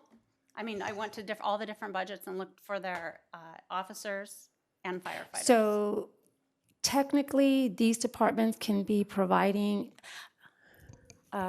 information that is not apples to apples. This is apples to apples. This is police officers to police officers, not full-time employees. Off of Google? Firefighters to firefighter. Well, their budgets. Okay. When you say residents are feeling and seeing things, can you elaborate on that? I talked to a lot of people since I've campaigned and since I've been on council, and I mean, I'm not sure what you want me to elaborate on. They're seeing more crime, that residents are feeling and seeing things, what does that mean? They're seeing more crime, they're seeing more homelessness, they're seeing slower response times. Again, not because our staff isn't qualified or great, because if there's a call in south of 50, for example, they could be coming over from north of 50 all the way from American River. So, there are times that we only have 4 officers, sometimes 3 officers on at one time, and we have a city of almost 84,000 people. So they're definitely seeing it. They're definitely seeing more crime. When people come to me with information or with subjective comments about, oh my gosh, I always try to look at facts. When people come to you, do you try to extract some of these facts from our department analysts? Of course. Okay. Yep. So is crime, when they're saying we feel that crime is up and that homelessness is up, homelessness is not up. Well, when you do a point-in-time study of 2022, that's a point in time. Yes, if you very go well around, aware of the point in time. If you go around and you just drive around the city on a nice day, you'll see at least 20, 25 homeless.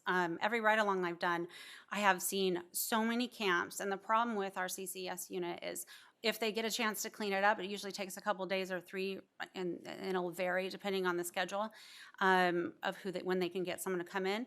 Within a week, they're right back. There's down below the zoo. It's a big thing. Over on Blue Ravine by the Toyota Service Center, there's a whole nother camp there. The camp on Iron Point and East Bidwell, which was incredibly surprising because it's literally right off the street, right by that hotel, there was needles everywhere. So it is leaking out into the city. Our residents are seeing the 2 major number 1 complaints our police department get for calls are homeless and traffic. There has been, I think it's 600, let me get the right number. So while you're doing that, let me give you some 605 calls for service regarding homelessness since January 1st. So this is, that was from dispatched calls, and that's only just, taking one thing. There was something else I was going to say. Go ahead. Okay, so That's not true. Homelessness is not going up. On the contrary, homelessness is significantly down from 2 years. So the point-in-time count that came out at the end of 22 said that Folsom, and I wish I had the figure to show the Sacramento County's homeless count, showed Folsom at 20. I personally didn't believe that until I went on a ride-along with Sergeant Grunberg, and I didn't tell Sergeant Grunberg anything. I just said I just want to go to the locations that we had looked at in the summer of 22 and prior, where 2 years ago were pretty atrocious. The current issue and homeless issue today in Folsom is about 1% of overall Sacramento County. We have a pig count of about 20. So in my ride along with Sergeant Gruberg about 6 weeks ago, I asked him, if you were to give a guesstimation of about how many homeless people are living in our camps, he said 20 to 30. And I said, that's exactly what the pig count said. It gave a very low number. Now, when you look at the impact that's in our open spaces and camp, Folsom, in comparison to the cities around us, is minuscule.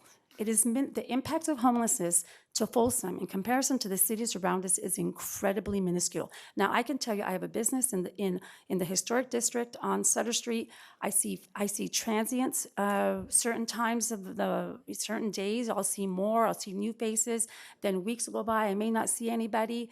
But that's just the nature of homelessness and transients throughout California. But to say that homelessness is increasing is not true, based on data and based on information coming back from the very person who handles the crime suppression unit with our Folsom Police Department. So that's why I question that's why I question your comments. If you're going to come and say that crime is up, I want to see statistics. I want to see numbers. I want to see stats, because that is, to me, what drives. That should be driving the decision making that happens up here on the dais. And I just wanted, if I could just take a moment also to praise the police department's community crime suppression unit and Sergeant Grunberg for those 20-ish individuals, by knowing them by name, knowing their stories, knowing who is generally a Folsom resident and here versus immediately, and knowing if someone is a newcomer. And I just appreciate their constant dedication to being in touch with those who are experiencing homeless, those 20 or so individuals. So thank you for that. And just a feedback from speaking to individuals who are unhoused in our community, they really do appreciate Sergeant Gruberg, and they say that Sergeant Jones is a stickler. He's more, he's more by the book. So they have a lot of respect for the two officers that handle homeless issues throughout Folsom. So I think this is a point where we're just going to agree to disagree on the homeless issue. I have spoken to Mike Grunberg just to wrap that up, and he said the point in time count was 20, but they are overwhelmed with the homeless at the moment, those two officers, and they're looking for help. So that is not what this is completely about. You asked me for examples, I gave it to you. Homelessness was one part of it. So I want to go back to the numbers. You said you like data. I'm sure the rest of the council does. This is true data. I double checked it. I had some other people look at it. And so this right here is, this is a police per 1,000, which is usually something that all agencies will kind of use a guide if they don't have a policy. We used to have a policy, I believe before, it was a long time ago, but I believe it was before the Great Recession, so early 2000s of 1.1 per 1,000. It wasn't a formal policy, it was just something that the council had stated. I believe that's what happened. It's somewhere in some minutes somewhere, but we're far from that. So, and then if you look at the ratio, I wanted to, between the firefighters and police, I just wanted to show where we're heading, and it's not a trend that I agree with. I am one council member, and this is something that I clearly advocated for when I campaign, and because I have a strong character, I'm going to keep advocating it until some of these issues are fixed. Can you share with us what other people looked at this report that gave it validation? Mayor, it doesn't matter what I say. I'm not going to change your mind. So No, I well, would rather we have other subjects. What other people looked at your data that validated it? I would like to protect other people. If I could just suggest, and I appreciate your strong character, Councilmember Rohrbach, very much. Thank you. And I appreciate, the hard work. It is very helpful to us as staff. We do have a staff of professional financial analysts who dedicate their entire careers to city finances. These kinds of questions and comparisons, there's a lot of context, there are a lot of variables, and we have no way of, with these slides up here, I have no way of on the spot verifying this or commenting on it. And it, just very respectfully, it would be helpful if you have these kind of questions, as I said at the last two meetings, please feel free to say, I would like to see X, so that our analysts have time to prepare that kind of material, because it's very hard to even react to this because I'm looking at it and my head's kind of going through which city is which, and and what kinds of, is this apples to apples, and this is just the kind of thing that our expert analysts at the city can do. So please don't feel like you need to hire outside analysts. I just didn't, wanted to but point that out. respectfully, this is something that I did tell you I wanted to talk about, and so Stacy did put it. I'm sure she got all the correct numbers, but she did it against FTEs as well. So I pulled the numbers too, just to make sure that I knew what I was going to be talking about, and that is the difference between our numbers. Is I was using officers to firefighters. So respectfully, I did ask before, and this is one of the things that came up for me. Okay, yeah, and so we've provided information on that. I just want to state for the record, I don't have any way of verifying this. Well, I personally have a problem using Google data for really significant decision making when it comes Our to how we budget is handle. publicly available to every city, every person out there. And in our budget, I would think that we would definitely stand behind our budget, especially when there's actual numbers and FTE numbers and officer numbers. And so I would give the same respect to other cities. These are city departments, what they have on their public websites as far as their budget goes. We should respect that what they're saying is true.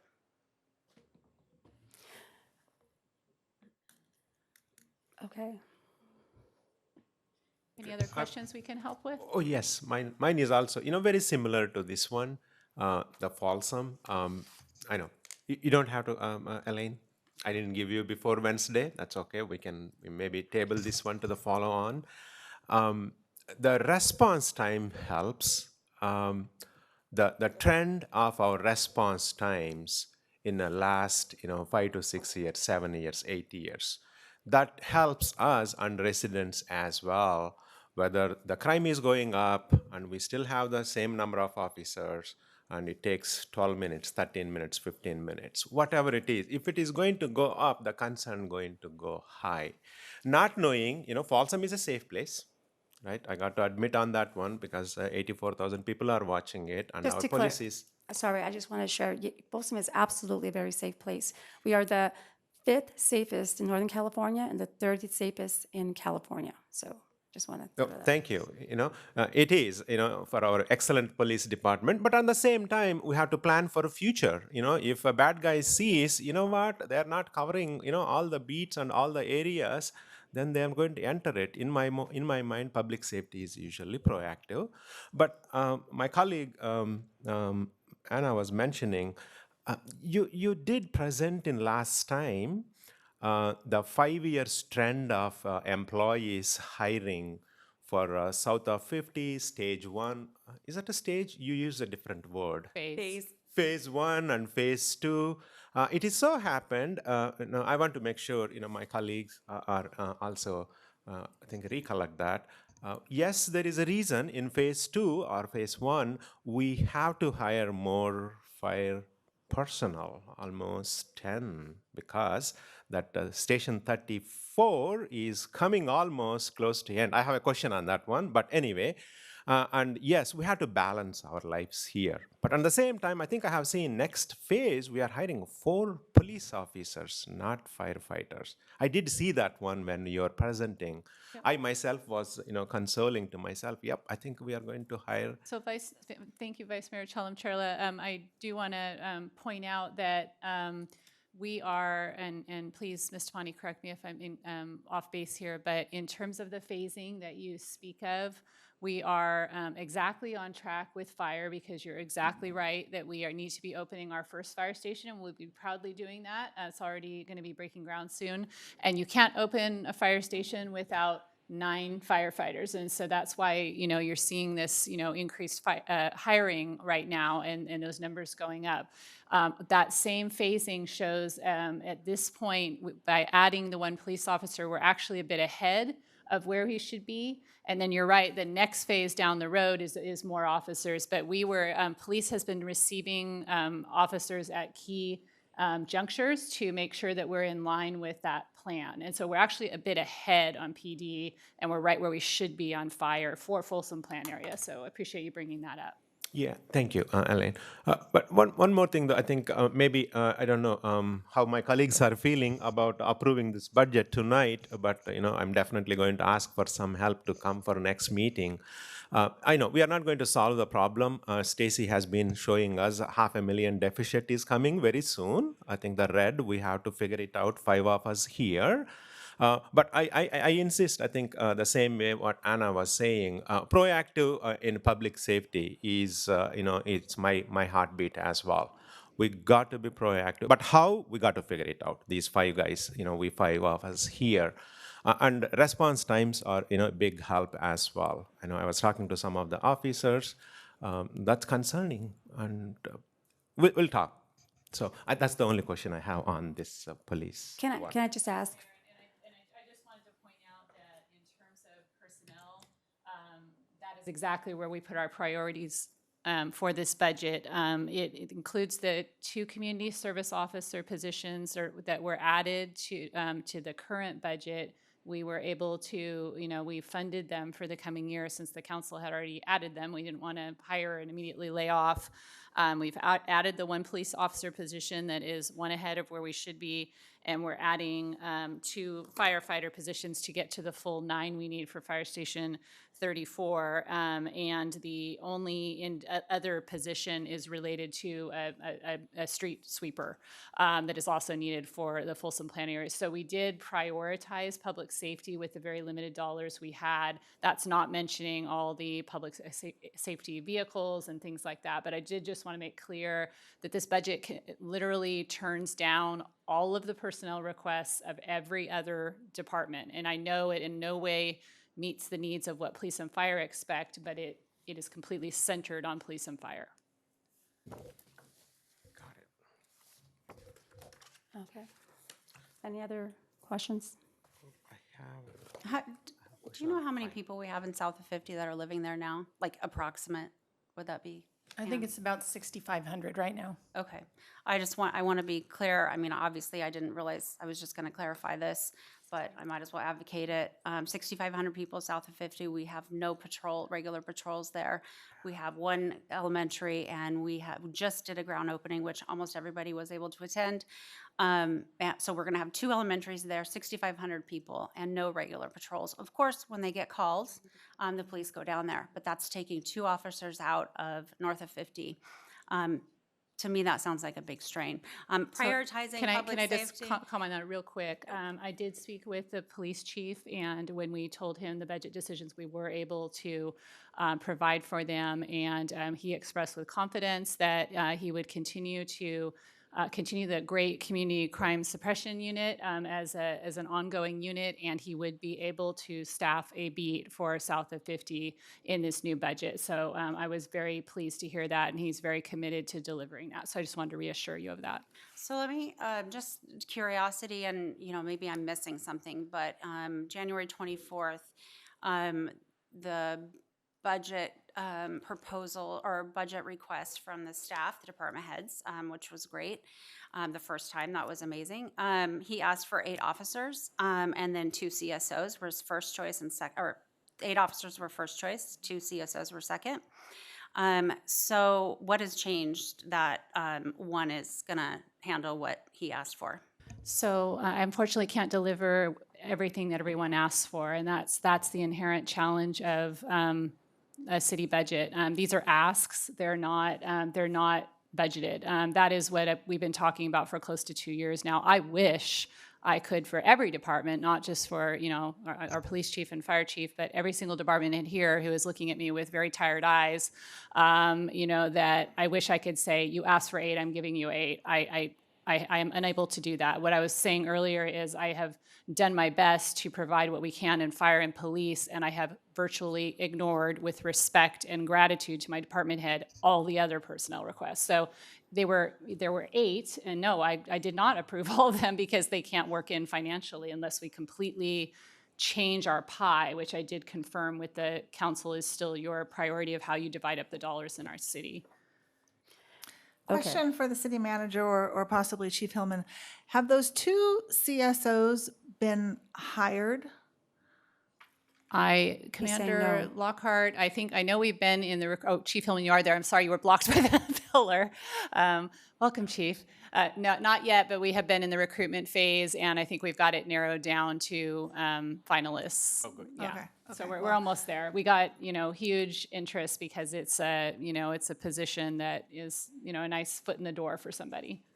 Okay, well, I guess that answers, this is exactly why, when that was brought up several meetings ago for this current budget year, that I recommended delaying it until this discussion, because 2 CSOs is basically the dollar equivalent of 1 police officer. So Yeah. we could have added 2 sworn officers to this budget and no CSOs. Instead, we're getting 1 police officer and 2 CSOs. That's exactly right, Councilmember Aquino. I do recall, and Ms. Hemley and Ms. Tamani and Ms. Garcia can probably affirm this, our first budget conversation when we sat down to plan this budget, was that, gosh, we need to fund those CSOs because they've been added and we need to respect those positions, but that would have been an officer right there. And so, but we respected the council's direction to add 2 CSOs. Okay, well, there are no other, Oh, I have. I want to respect my colleagues, I know. we're going to have to open the public comment. Yeah. Oh, I'll wait for that. So right now, any more questions for Stacy? I'll wait for Okay, all right, well, all right, I will go ahead and open the public comment. Are there any requests to speak? You have 3 requests to speak under this public hearing this evening. So our first speaker will be Phil Scott, who will be followed by Evangeline Scott.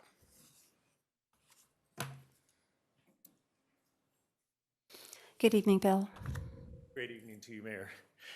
Mayor and council members, thank you for all the time and effort you put into this endeavor. It's arduous at best.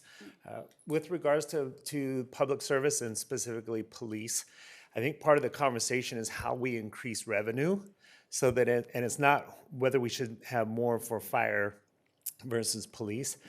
So I would encourage that, and with those of us, community members, that can help with that conversation is getting the revenue up. So we're not having to make choices of what we do with less, and especially as we look at response times, right, is making sure that our police have the team members to be able to get out there faster, because it may not be as urgent to us, but when it is urgent, we want it responded to immediately. So really concentrating on that, how we get more money into the city so that we can have all of the services that we become accustomed to and that we enjoy living here in Folsom to get. So I'd like to encourage that, and just making sure that we give the accolades to our police department. It is a phenomenally safe community, and it's one that, let's keep that very high because that's what makes it attractive. So in terms of bringing businesses here to our community, one of the strengths is because it is so safe. People that have and run businesses aren't going to locate them where their people are going to have challenges, whether that's on person-on-person crime or person-on-property crime. But let's just make sure, and as a longtime resident, I'm very proud of our police force. We want to make sure that we support them and get them the resources they can to give the level of service that we all enjoy. So thank you. Thank you, Phil. Okay, our next speaker will be Evangeline Scott, and Evangeline will be followed by Bob Holderness. Hey, some of my favorite people. All right, so I'm going to do 2 things real quick because for whatever reason I didn't get my call on the floor, and it goes to budget anyway. So I want to bring up the importance of the EAP, Employee Assistance Program. There is a need for culturally competent clinicians within the EAP, and that means the EAP needs to change. Now, the Folsom Police Foundation is currently subsidizing the lack of funding our officers need, require, and deserve due to the current EAP. It is my understanding, and Elaine, you can correct me if I'm wrong, that the NCSIF, the Northern California Self-Insurance Fund, which is controlled by the cities, has to make that change from ACI, the current EAP, to concern the EAP choice based on feedback. The contract with ACI is up in August. It is my understanding that other cities have complained about the lack of competent clinicians within ACI as well. We need the full support of city management, council, and our community to push for the change to concern as the new EAP for September to better serve our public safety members. They deserve it. Now into some real budget stuff. I am in support of more officers. I know, shocking. Often, only 5 officers are patrolling the city, the police department's minimum staffing, while the fire department maintains a minimum of 23 personnel on duty 24/7. Now, I love me some firefighters. Every time I pass a fire truck, I still wave at them to honk the horn like I'm a damn 5-year-old. So this is no knock on the fire department in any way, shape, or form. While public safety staffing should not be a competition, it's clearly obvious that police handle more incidents in communities than fire departments. And most cities realize that and staff appropriately. Someone shared with me recently that the fire department responds to about 0.25% of the calls the police department does. I'm asking you to examine PD staffing and make appropriate changes, including wages evaluations. I understand that we just lost an amazing officer to Elk Grove, and pay was a factor. That's it. Thank you, Evangeline. Thank you. And if I could just, thank you, Ms. Scott, I really appreciate that. And I just wanted to let you know that we have been working hard on trying to move our EAP program from one contractor to another, but the contractor, and with the second latter contractor having more of a specialty in public safety mental health, but we're under contract with our current company through June 30th, 2024. But that said, our administrator has been working to explore opportunities to be able to switch and to or to contract separately for public safety personnel in our pool. So I do want you to know lots of attention has gone to this. I have correspondence, long chains going back and forth. Just want you to be aware that, very much in that loop and trying. Yeah, it's just we're under contract. So thank you. Thank you. Okay, your next request to speak is from Bob Holderness. I thought I saw Bob leave. So, Oh, he left. Okay. thank you. You have no further requests to speak under this public hearing. Okay.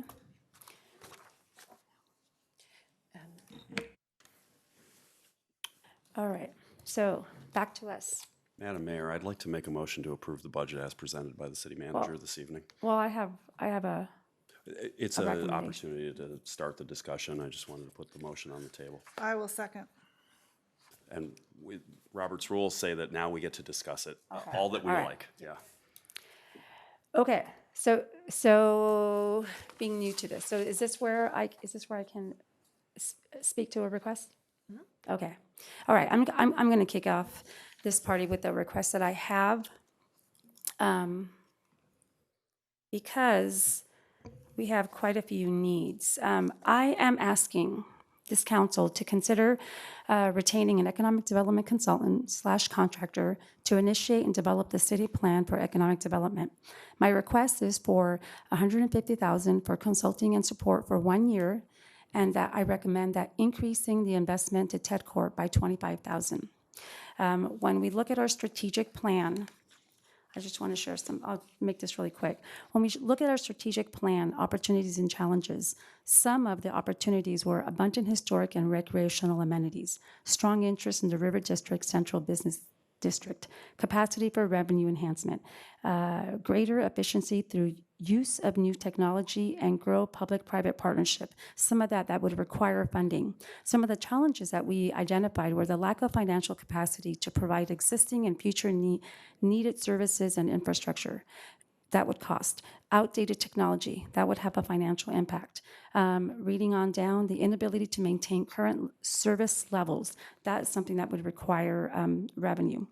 When we looked at our vision, missions, and values, one of the values was financial stability, planning for the long term and making decisions in the short term to ensure the necessary resources are available to deliver city services and achieve goals established by the City Council.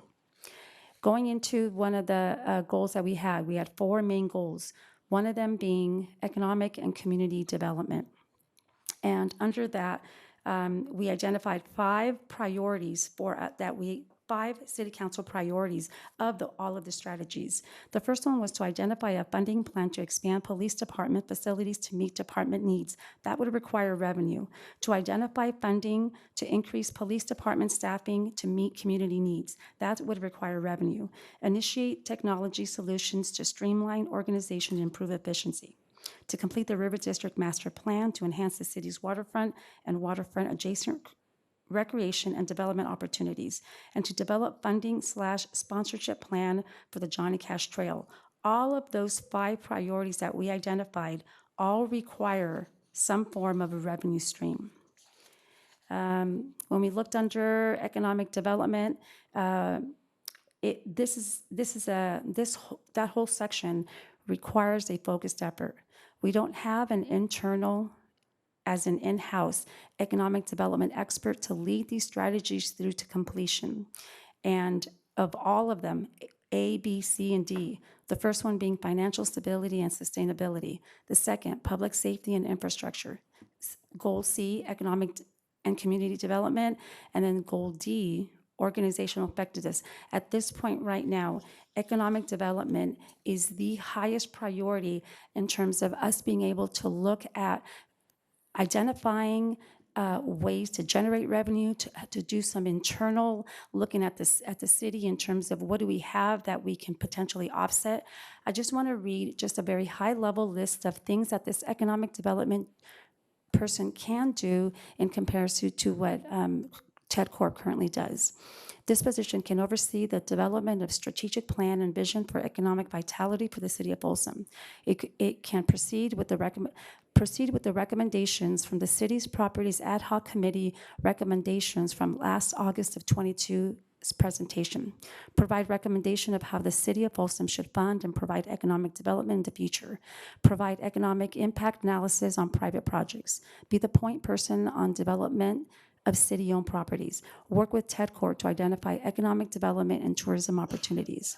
Be responsible for real estate negotiations on city facilities. Review and make recommendations on city permitting process, including but not limited to the planning, building, and business license. Do competitive analysis of city permit processes. Do competitive analysis of city fees. Facilitate pre-application meetings. Serve as the omnibusman to external agencies like Regional Sand, SMUD, Air Quality, County Health Department, etc. This person can serve as a liaison between private developers and the city when needed. Be the point person for issues raised by and affecting businesses. Participate in industry sector task force on behalf of the city with Ted Corp, electeds, and private industry leaders. Participate in Ted Corp organizational walks. In comparison to Ted Corp, their scope of work could do at least 3 corporate business retention calls / quarter, partner with the city, county, GSEC, 50 Economic Alliance on business attraction efforts, manage and facilitate the 50 Economic Alliance, provide marketing and communication assistance to and for businesses, provide outbound marketing for Folsom economic development and tourism, facilitate event attraction, be a liaison for the city's economic development consultant when a project, business, and/or individual needs assistance, provide entrepreneur support, manage the Granite City programs, participate in the city's strategic plan, River District, and other master planning projects, be in consideration to being a project manager on, say, the master plans and the city projects, do the study missions and community visits, and then film commission. Some of the pros of having this consultant could be that we look at internal processes to improve efficiency and effectiveness. We will continue to compete with other local jurisdictions. We will eventually not sustain our position in the region and continue to be better. We will be proactive to get some of these projects done, as we do not have an in-house resource to do them. There's a lot coming forward that we can be proactive. This position will also be objective and independent. And actually, this is one that really stands out for me. To get this, to sort of get us, to get economic development started with the city, this position would be objective and independent of their recommendations to get us going, as an internal person needs to deal with the politics. Just some cons. If we do not add this consultant, then, and this is just me personally, how I feel, it will be very difficult for me to support a tax measure in 2024, because I feel that then we didn't do our due diligence to do in-house improvements and look for opportunities to offset financial shortfalls before going to voters to ask for more of their hard-worked money. Folsom is a great city, and we need to be proactive in economic development. We will not continue to be a leader in safety, which is a big priority for all of us, as we have heard this evening earlier. We are passive in revenue generating. It won't bridge the shortfall, but it would help us get to where we need to get to. We cannot afford not to do this. Regional cities have 3 to 10 times more of what I am asking for this consultant.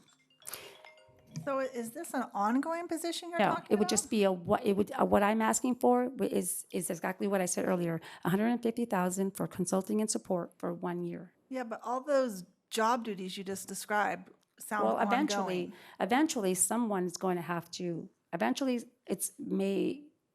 somebody internally may take it on, or maybe we consider down the road that as we generate more revenue, we may want to retain this down the road. I don't know what a year will look like, but I think this is a great opportunity for us to start looking at economic development as a priority. When we looked at our strategic plan, there's so much want in this, but we have to start looking at revenue generating opportunities for us. So And I think it was last month when Sally and Debbie presented from Choose Folsom on the 4% tourism bid. And they indicated at that time that they're sitting on about $1 million. Would it not be appropriate to ask them to use some of that money to fund that? Well, I don't know. I'm looking more internal as us, the city. This is a person that would work directly with the city of Folsom. Does Mr. Gagliardi do you want to comment on your line item there? So this person would be city of Folsom, not Ted Court. Okay, before Joe weighs in, is there a straightforward way to assign those funds from the budget as it's been constructed? And that's kind of a question to you if you know the answer, but really to the city manager. First, I guess I was going to say when the mayor finished presenting, I just wanted to set the tone for these kind of requests. What I would ask is first determine among the council if there is consensus to spend for that item and at that amount. Okay. And then I can in turn give you some suggestions of what you could pull out to swap for that. But I would ask that we perhaps not do all that until we know that at least 3 of you agree that you would like that. I mean, if you want me to just preview a suggestion, I'm happy to do that. Sure. Okay. So I thought the number was 100,000. I heard 150,000. But if you wanted to find 100,000, we attempted to put money back in our risk management internal service fund in the amount of $50,000.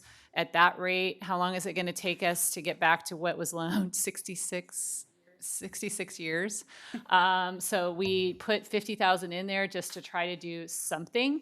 And then we also put $50,000 to create an IT capital fund, because honestly, we have IT failing all over the city. And you see in this budget, us just desperately trying to buy servers and buy, malware protection and all kinds of things. And so if you wanted, we could say we're not going to do either one of those, and that gives you $100,000.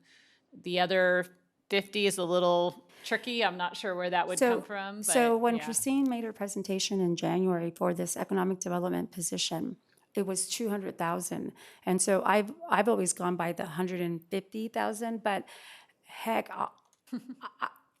I mean, I don't know if it's, I mean, I don't know if it's right or wrong, but I'd be willing to take the 100,000 to get us started, and then I don't know if maybe by January, if we'll see where we are with our mid-year budget, but just to, just to get this going, I personally think economic development, from speaking to so many economic development professionals in the region and other cities that focus on economic development, I truly believe that this is the only way that we're going to sort of start looking at things internally, to start looking at generating revenue for all of our big, long wish list of things. And then I think what the big takeaway for me on this one is, if we create this, when we create this group of individuals that are Folsom residents, that will be able to look at our city priorities and sit down with our finance director and just do some internal deep dive into our budget, we will be able to turn to voters at some point later in the year and say, we internally invested some money to be able to generate more revenue for the city. We looked internally first before we go to voters. And I think this is going to be a really big thing. So, so if you are willing to settle at 100,000, I would say that's where, if I had to make a recommendation, it would be those two pots. That'd be the easiest thing to do, probably. So just the question remains if there's consensus on the council for that type of contractor. Stacy, or Elaine, can I ask you a question? Probably to ask Stacy. The general fund budget additions, I think Sarah asked for this last meeting. Which ones were one-time funds and which ones were ongoing? So we can go through the list. So the 213,000 at the top is ongoing. The firefighter position's ongoing, police officer ongoing. The alerting system would be a one-time cost. Network immutable storage would be a one-time cost. However, if we don't start funding an IT capital fund, we probably have a request next year for something like that again. Maintenance specialist ongoing. Facility rental ongoing. Software for the budget ongoing. So the transfer to the risk fund would be a proposal to have that be ongoing. IT capital fund ongoing. Public records request ongoing. The community development position swap would be ongoing because those salaries would be at that a little bit higher level. Thank you. So what do you guys think? I mean, it's a terrific idea. If we can, I think your argument is sensible. It's in the execution. That's the challenge. The long list of potential job assignments seemed like actually many of them are pulling things from assignments that people already have and trying to consolidate them. So I don't know that that necessarily creates savings in other places, but it may provide some additional relief in terms of workload to consolidate some of those related things instead of having every department head working on pieces of it, maybe have it consolidated in one place. And not to beat a dead horse, but in some of those assignments sound pretty familiar in terms of the job description of the assistant city manager. So. It's interesting. I will you say gladly that. take an assistant city manager, but there is no money. It's interesting you say that because for the past 2 years, the assistant city manager is a position that I have been strongly advocating. But the reality is, when you look at the needs, you begin to say, you know what, I'm not going to ask for that. However, you're right, in this position, and it's a consultant for a year. It gives us the ability to do some things that are really important to the city. Yeah, I'm amenable to some sensible way to add that to the motion that I've made. I'm not sure precisely how to do that so that we can vote on it this evening, though. I'll take some advice from the city manager. So it would be to approve the budget, but do not do the transfer to the Risk Management Internal Service Fund for $50,000, or the transfer to create an IT capital fund, and replace it instead with $100,000 as a placeholder for an economic development contractor with a scope of work to be determined / fine-tuned in the future. That would be that was a long-winded suggested. It's on the point. Yeah. If that suits the mayor, I'll happy to take that friendly amendment. Okay. Sarah, what's your take? No, okay. I think we can, Mayor, Sarah put a nice question. I think Joey is here. I think he is a proxy for our, good friends there, Sally. Mr. Gagliardi, you heard the question from Sarah. You have a. Yeah, I'm happy to answer it. First of all, the funds that are generated for the Tourism Business Improvement District are for purposes of helping to support marketing and of our tourism efforts. We have engaged a consultant to talk about what kind of amenities can be added so that we can generate more hotel stays and therefore generate more revenue to you.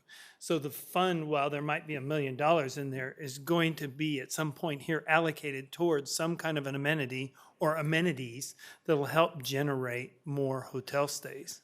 So that's the whole focus. I mean, I think Phil Scott articulated it correctly. We're about generating more revenue. I mean, economic development is really all about generating more revenue so you guys can continue to spend money on the most effective things. We're not here to say pick one over the other, but if there is not a focus on economic development within the city, I mean, Elaine and Pam and Christine and everybody works on it, but nobody's totally focused on it.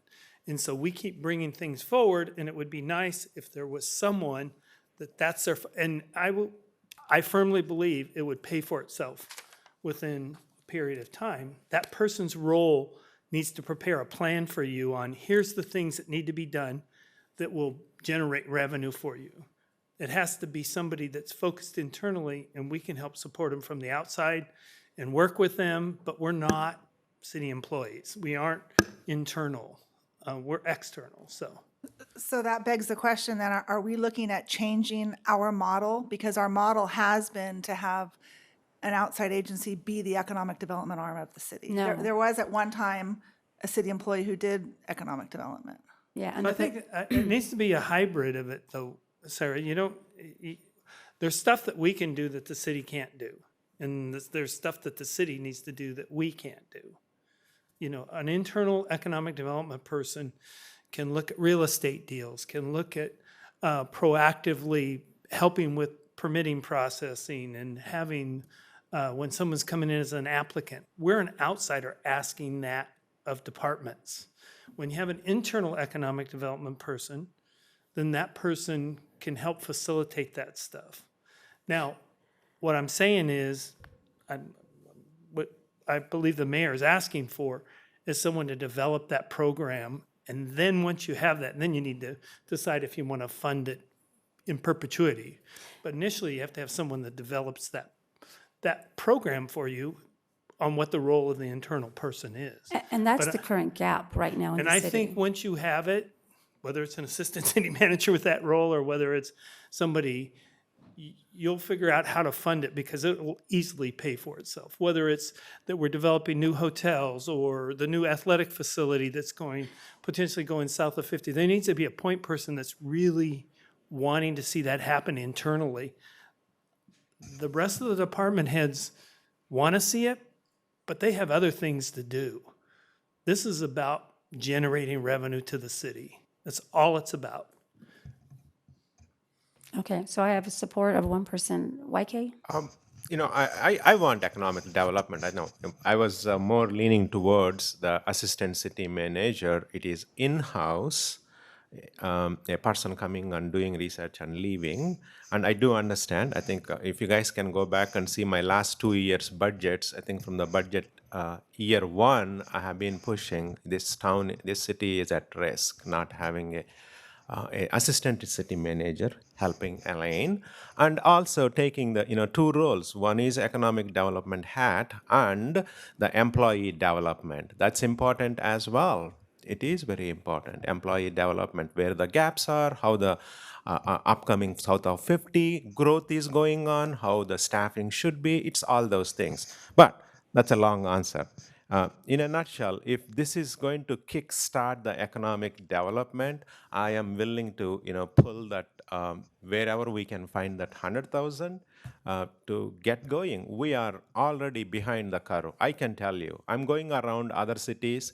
Rancho Cordova, 3 full-time staff from city of Rancho Cordova, economic development. I'll just pause here. Thank you, YK. And Anna? Go ahead, sorry. So yeah, I'm for this as well, but I want to put some parameters around it. So I think that this should be something that, and that $100,000 should be the consultant, not for that the 25,000. I mean, I think that's going to be fine. Yeah. I think there has to be strong parameters. I think the council should get together and do at a council meeting or a workshop about expectations for this position and who they report to. I think they should report directly to Elaine. That will be more responsive to us.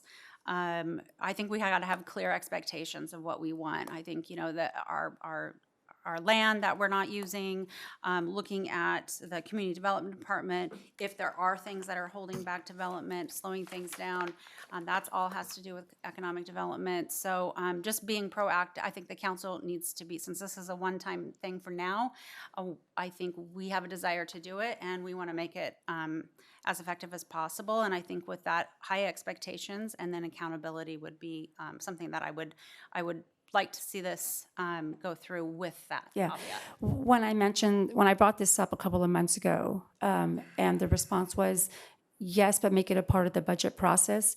You know, I mean, I think initially it was, I don't know, do we do a study session or how do we want to lay this out? But that's definitely, I think, a fair request is to sit, I don't know, all of us do a study session on what this looks like. But here's what I do believe.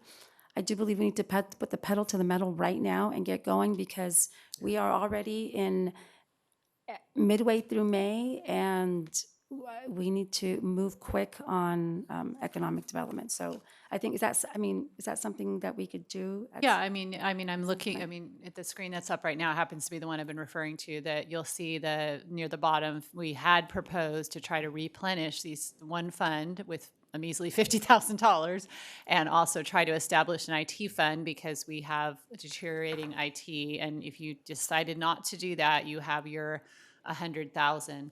And Vice Mayor Chalem-Churla, I wanted to just comment, you know, I'm guessing Rancho Cordova does have 3 people devoted to economic development. I'm guessing other cities have a lot more people in a lot more areas. Those are all cities that have passed sales tax increases. We are still at the base rate sales tax and level. Economic development is terrific, but you know, we could probably return to the slide that we presented last time, but I just asked this council to remember that if you took our 25 top sales tax getters, you'd have to completely replicate the revenue that they are bringing in and have people who are investing the exact same number of dollars in the current 25 and the additional 25 to, you know, generate anywhere close to a half-cent sales tax. So I just want to make that point that I don't want this council to have such high expectations that this is necessarily going to deliver millions of dollars. It is, I respect the idea to do it, but I just don't want to set up an expectation that millions of dollars are going to start flowing in because we would need, again, to replicate what we already have. So just want to share that. But I definitely think there are, you know, for me, it's really exciting, Elaine, because I think it's the start. It's the start of us looking internally and at this point moving economic development forward. And you know, you definitely see the great things that the surrounding cities, you're right, that have those extra funds. So okay, great. Well, that's good. Okay. I do think we should have high expectations, not millions of dollars the first year or two, but I think these are things like this is what makes our employees or the staff happy. It makes the city happy when there's some positive thing to get excited about. So I think I as a council member, I would have high expectations for this position if they get to continue after a year. Yep. Okay. All right. So what next? Sorry, so at this point, you have an amended motion from, Let's call it a substitute motion. Substitute. because Okay, I'll so revert to you're- the other one. What's that? I'm you're sorry. Let's call it a substituting substitute motion because I will revert to the I have a original couple of one questions. if to there's your not original. support. Okay. And you did not have a second for that substitute as of yet. Correct. So you would need a second to that substitute motion. Yeah. Okay, so we have a motion and a second. Well, Oh. if the motion passes, the budget passed, right? That's Yes, right. That's correct. Yes. Okay, but I'm Okay. glad we have, again, it's on the table right now. Go ahead, ma'am. No, no, go ahead. Yeah, I'm not ready yet to call the rolls for pass the budget yet. So one thing I would like to call out, I know Stacy, yes, Stacy. It's a concern about the coming deficit of $500,000 in upcoming budget.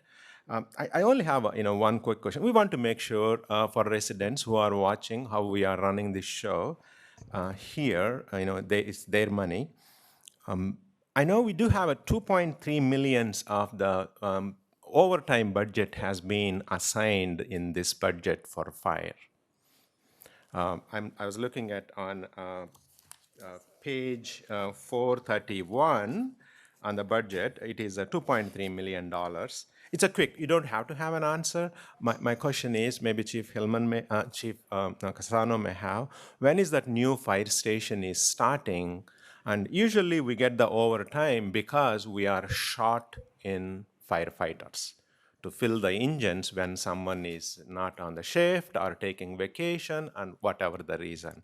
If the fire station is coming up, by end of this year or beginning of the next year, we still have these 7 firefighters who has been trained recently. I sincerely congratulate them for taking over, and those resources can definitely fill in that OT spots. So Yeah, that's correct, Vice Mayor Chairlin. Thank you for bringing that up. I can have Chief Casano perhaps approach the podium and just in case I need the technical fire support.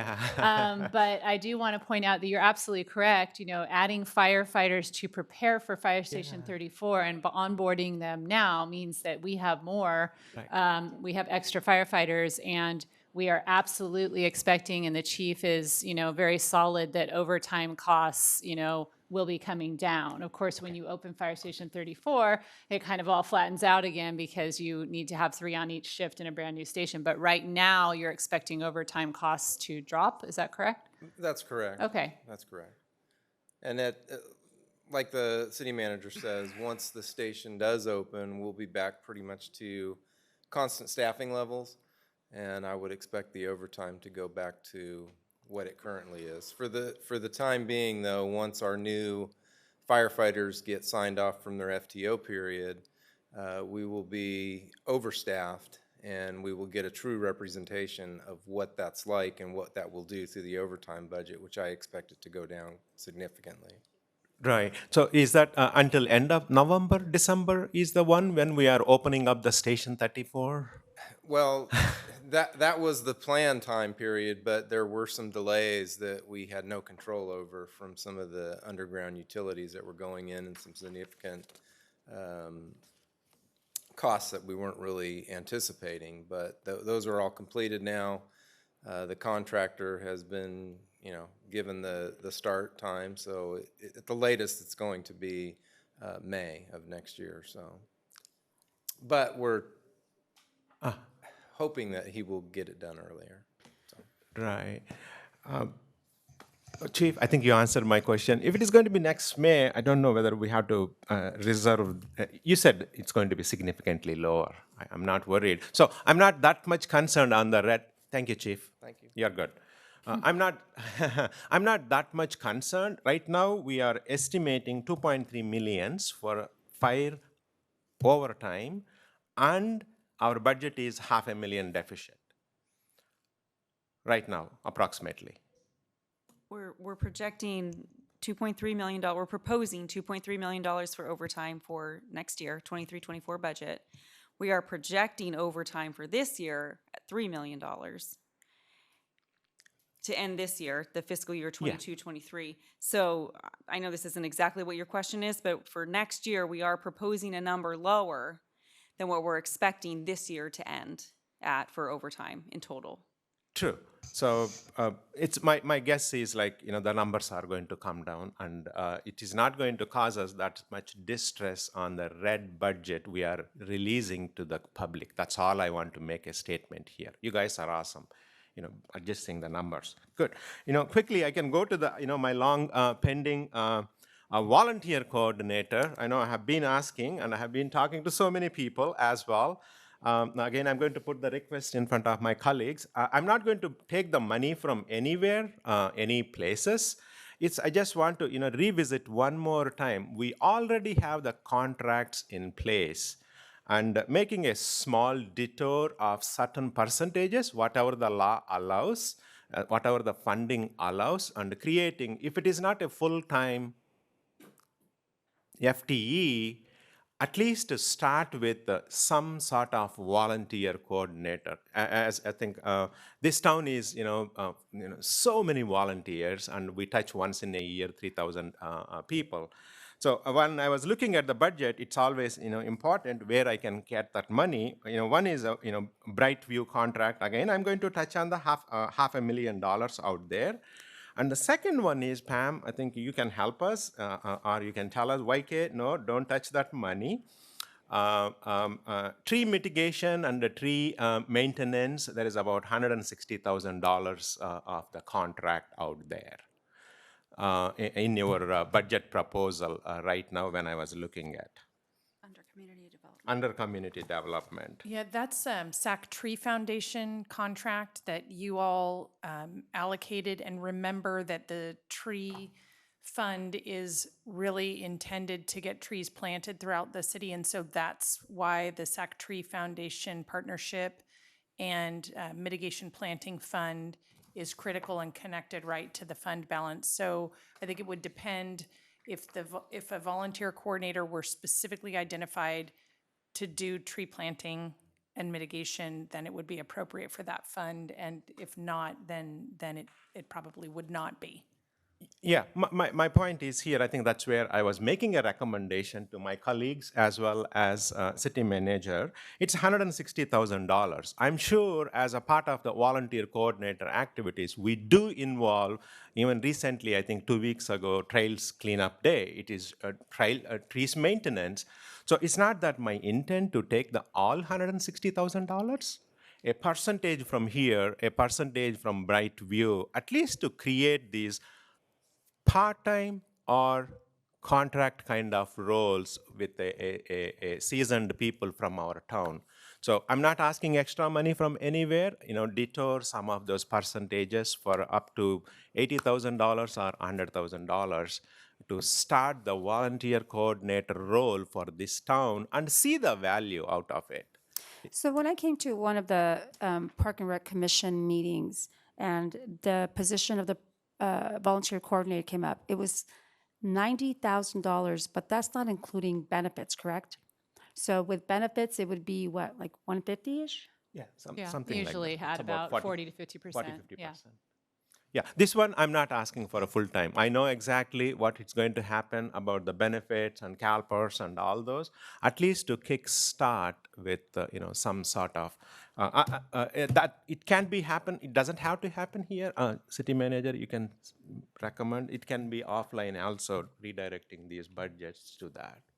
Yeah, I wouldn't, pulling from the Brightview contract line item frankly makes me quite nervous because we are already struggling with their rising costs to get them to do even a basic level of work because it's just costs are going up. And so we were almost in a position for a while when we were planning for this budget that I had no idea even how it's going to work in their contract. So slivering out a piece of it, I can't even imagine that we could keep up the level of expectation our city has for park maintenance. So I'll put that aside a little bit. In terms of the tree mitigation fund, if we could convince ourselves that this person was a tree mitigation volunteer coordinator and wasn't doing anything else, I guess it could come out of that fund, but we have tried very hard not to place personnel in that fund because it's really about the trees and not spend it on people necessarily. Is that a fair assessment, Stacy? Okay, so I just want to be careful with that. And Vice Mayor Chalantrillo, you are so focused on our procurement process, and I respect that hugely. And I suspect that in your mind, you're thinking, find some money in these contracts. And I just wanted you to know that Acting Assistant City Manager Marcus Yasutaki has been scouring our procurement process to see where we can find savings, but we have so little that we can control that is not governed by state law or by code that even as we start to implement this policy in the new fiscal year, we wouldn't even have a yield of any significance for until the end of the year. So if you can understand what I'm saying, I don't expect it to yield enormous savings. It's a good thing to do, to be consistent and to look at our processes, but I'm a little concerned about hiring a contractor on savings we have not yet implemented a policy on procurement for. Does that make sense? It does, and Kimmy Lee was there as a part of this contract. Pam, correct me if I'm wrong on that one. As a part of this, it is a person coming from, it's a person, and we are part of this. If not, correct me whether that is coming from this fund. It's a person managing all the volunteers for tree plantation. Our contract with the Sac Tree Foundation includes a point person that helps with neighborhoods programs and greening existing neighborhoods, that kind of thing. So they are the liaison for the city, giving access to tree planting programs. That's what they're doing. They're not a direct employee of the city. They simply coordinate programs within the city on our behalf in order to plant more trees consistent with the fund purposes. Got it. So I'm not going to drag this one. Again, here is my point. I politely disagree on the Brightview contract that $500,000 is for ad hoc services. Those ad hoc services, again, recently we did $140,000 from that $500,000 to do the facelift for south of 50. So again, I just want to put my point out there. Am I going to be again asking the all $500,000 for the ad hoc services? I'm not touching their contract. This is the money we put it aside on demand, anything we want. So it's a combination coming from these two. I just want to put that to my colleagues and see how my colleagues are going to react. I like this idea of volunteer coordinator. I liked it as an ongoing position. I would suggest that maybe what we can do is direct our city manager to go through the budget with your suggestions and figure out a place that we could find is it 80 or 85? Well, it would be closer to probably 150. So, and bring back some options in a couple weeks, because I would agree with this. I think it's going to save money in the long run. I think there's a lot of people out there looking for volunteer activities. We see that with the community. Of course, the community service day is only one day, and a lot of people can show up for one day. But I think this is an untapped potential in our city that people love the city, and they want to give back to it in some way or another. To have someone coordinating things like Folsom Parkways, when we did some tree trimming, actually, there was 30 people, 40, maybe 50. And we got a lot of work done that would have cost us a lot of money to hire for one person, or one entity. So that would be my suggestion. Well, I'll go with the council's consensus on what you want me to do. I will say that if I could find $150,000 in ongoing costs, I would probably stretch and buy a police officer, to be honest, and I can't find it. I feel like I want to just say, from my professional standpoint, in terms of personnel, this was the absolute best we could do, and we're lucky to have this. And there's no $150,000 every year that I can pull out of my sleeve and create a volunteer coordinator position, in all honesty, as much as I would like to deliver that to this council. Well, YK, I want to share just my thoughts. Or did you want to say something? Yeah, I want to just reset my thought, because I have been working with a couple of nonprofit organizations, Elaine, FAA, and Friends of Folsom Parkway, and all those. They did some research. They have the vested interest as well. It's under 80 grand. They are looking for a part-time, $25 per hour kind of people to run this volunteer coordinator efforts. I just want to somebody did that research. I just want to share that here. Well, I wanted to share with you that I agree. I think that a volunteer coordinator would be beneficial to the city because we do live in a city of residents that love to serve our community.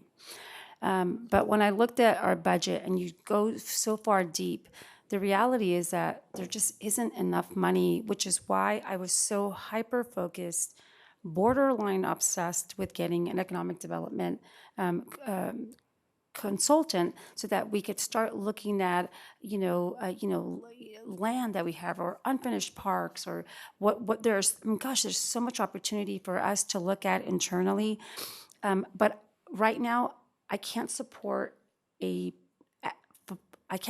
adding more to our current budget that is only going to, I feel like, exasperate things in the long run right now. If there was 150,000, my recommendation would then say, get another police officer, because I think that's just, I mean, when you look at our strategic plan had, is focused on public safety. So it's not that I don't support it right now. I mean, I would be interested to get this economic development position going and then looking at the mid-year budget review in January and looking at, are there any opportunities for us to put this position in? Because I have heard from people that this is what we need. We need a volunteer coordinator to get some of the projects done, because I think there are projects that people can do. We have so many service organizations that already contribute to us, but it's this coordinating the efforts of volunteers. So it's not that it's not that I don't support it. I just don't support it today by adding more to our budget than we can afford. That's where I'm stuck on. I just want to reemphasize, I'm not asking for new money. The money is already spending just to redirect certain portion. I think there's something I want to say, and I hope professionalism will abound here or prevail. But, at this point, this is where the council gets to prioritize the budget. And I don't think there's any wrong in requesting, and I'm probably not going to have support for it, that's fine, but requesting the city manager to go back and figure out a way to pay for the priorities of the council. We represent the city, we represent the residents, and this is their money. There's $246 million. That's, and the general fund is proposed to be at $108 million. That's money. We don't have any money. That's $108 million that we are responsible for prioritizing. So, that's just my suggestion. I'm totally for the volunteer coordinator. I'm absolutely for 4 more police officers. I would just take 1 or 2 more now. But, this is our role. This is where the council directs the city manager on how to prioritize our budget. This is on our name. This is our city's money. How do they want to spend this money? Obviously, we see the bigger picture, and we get that input from Elaine, which you talked about at the beginning, that this now becomes directed from us. But that's just something that I wanted to say. I appreciate that, and that's in this. But I do want to repeat. The budget does reflect the exact pie chart that this council weighed in on. So it lines up exactly with the priorities that the council, how you wanted to spend your dollars. If we start, it would literally be removing positions from some departments and adding others. If we start doing that, the pie changes and shifts and you're putting your dollars in other places. You're also eliminating actual people who are actually working in their jobs. We don't have vacancies like we used to before the recession, that thank God we had them because we were able to just freeze them. We've done all our belt tightening. We don't have any holes left. And so I just need to be really honest professionally that if it were there, believe me, it'd be a lot easier for me to look my department heads in the eye and just, every day and say, yes, yes, yes, you get this, you get this. I can't. This is this is the best I feel I can do that reflects your strategic plan priorities, and it reflects the pie that you all signed off on. So that's my honest answer. Elaine, I feel for your executive management team in the sense that, there are all these needs we have. And I know, just even from looking at our budget and from listening to some of their needs, I feel bad that you can't provide them the tools and the resources so that they can be effective in their roles and that they will want to come to work and that they will be able to excel and do great things for the city because we're so limited in our resources. And I hope that over the next few years we can make positive changes and that we can in turn do things for the city because, coming from a corporate background, it could be it could impact morale. It could impact, the ability that people are saying, we want this, we want that, we need this. In order for me to do my job and do it well, I need to have this, and we're not able to get it. And there's so much emphasis on, public safety, which is an incredibly important part of maintaining the city's how we operate. But gosh, Mark, I'm sure that there are things that you need that we can't get you, and it's tough. Pam, I'm sure you've got needs and demands that are overwhelming. And, when I look at the needs of the library, I think to sit up here, it's not as easy as it appears when you're looking at all this revenue and you're looking at the needs and you can't make those things happen. And so you guys do a great job with what you work with. And you build those homes and people still want to come here. It is an incredibly high demand. Wherever I go in the region, people have such a respect for Folsom. I wish I could live in Folsom. I wish I could afford to buy a house in Folsom. My gosh, Folsom is so fantastic. Oh, your community is so safe. Oh, it's so beautiful. Look at all that you have. The Folsom, people just lay out all the beautiful things, and it is really, to me, it gives me great pride to say that I serve on the Folsom City Council and I serve as mayor for this incredibly great city. But it's so tough to sit up here right now and say, gosh, I'm sorry you can't get what you need, because I can only imagine on your end how demoralizing it can be to have all those needs and to have demands, and you've got the public that has even more greater demands on your departments, and you can't make improvements and make things happen. So anyway, I just want to say we recognize that, and it's just too bad that it's too sad right now. Too sad that we can't make those things happen right now. And Thank you. I Thank you wish- for that acknowledgement on I behalf wish of we the could. executive management team and all of our city employees. Thank you for acknowledging we have incredible employees here, and they're doing a whole lot of things with nowhere near the resources they need and deserve, and I appreciate them very much. And the community's needs and asks and demands are very rightfully growing. They expect more and more, and we want to deliver. And I've used the analogy before, the comparison before, of we're like a duck on a pond. We're doing our best to seem super cool. We got a handle, and frantically underneath the pond, we're doing this, and it just gets harder every year. And it's hard to keep telling people no, and who work so hard. So thank you for saying that. All right, so we have a motion and a second on a substitute motion. Is that correct? All right, so then I'm going to close the public hearing, and will the clerk please call the roll? Is my two colleagues wants to say anything? Oh, I'm so sorry. I have no further comment except to suggest a more optimistic view of what we're dealing with, and that's great art and amazing sports conquest happen because of limitations, not because of having no limitations. The statue of David only exists because the only piece of marble available had a big crack down the side of it, and Michelangelo figured out a way to use it. So I have absolute confidence that we are going to be successful in spite of our constraints. Very inspirational. So did you have more?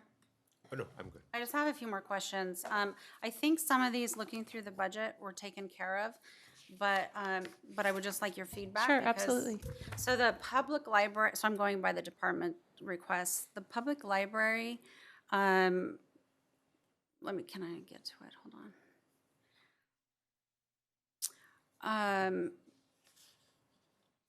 I believe I saw that the kids' computers were being funded some way. I think we have the kids' computers in there, yes. Okay. My suggestion would be, it's such a small amount, I would, I don't know why we're not kind of funding the exterior lighting.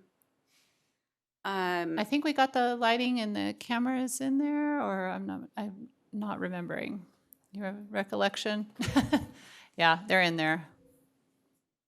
That's going to be funded this year in the risk management Yeah, fund. we're to trying take to care of it as an To lighting, emergency. the Take exterior care of it lighting? in the Yeah, current perfect. current Thank you. fiscal year, yeah. And then does the 3 PCs, does that also include the 3 team PCs? Did you? Yes, figure we that- have the 3 teen PCs. So you excellent, okay. Then, Tom has the easy, like he comes in, oh, could I please have, and it's like $12,000. I'm like, yes, you may. Yes, and he wants a new library south of 50. No, Tom, Wow. not right this minute, later. what is the Parks Improvement Fund used for? I think there's like 4 or 5 million in there. What can that be used for?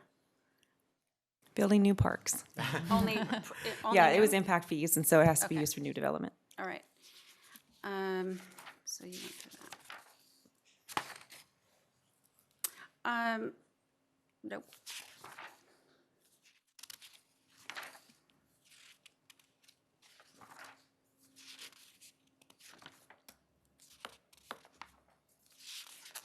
Making you guys wait.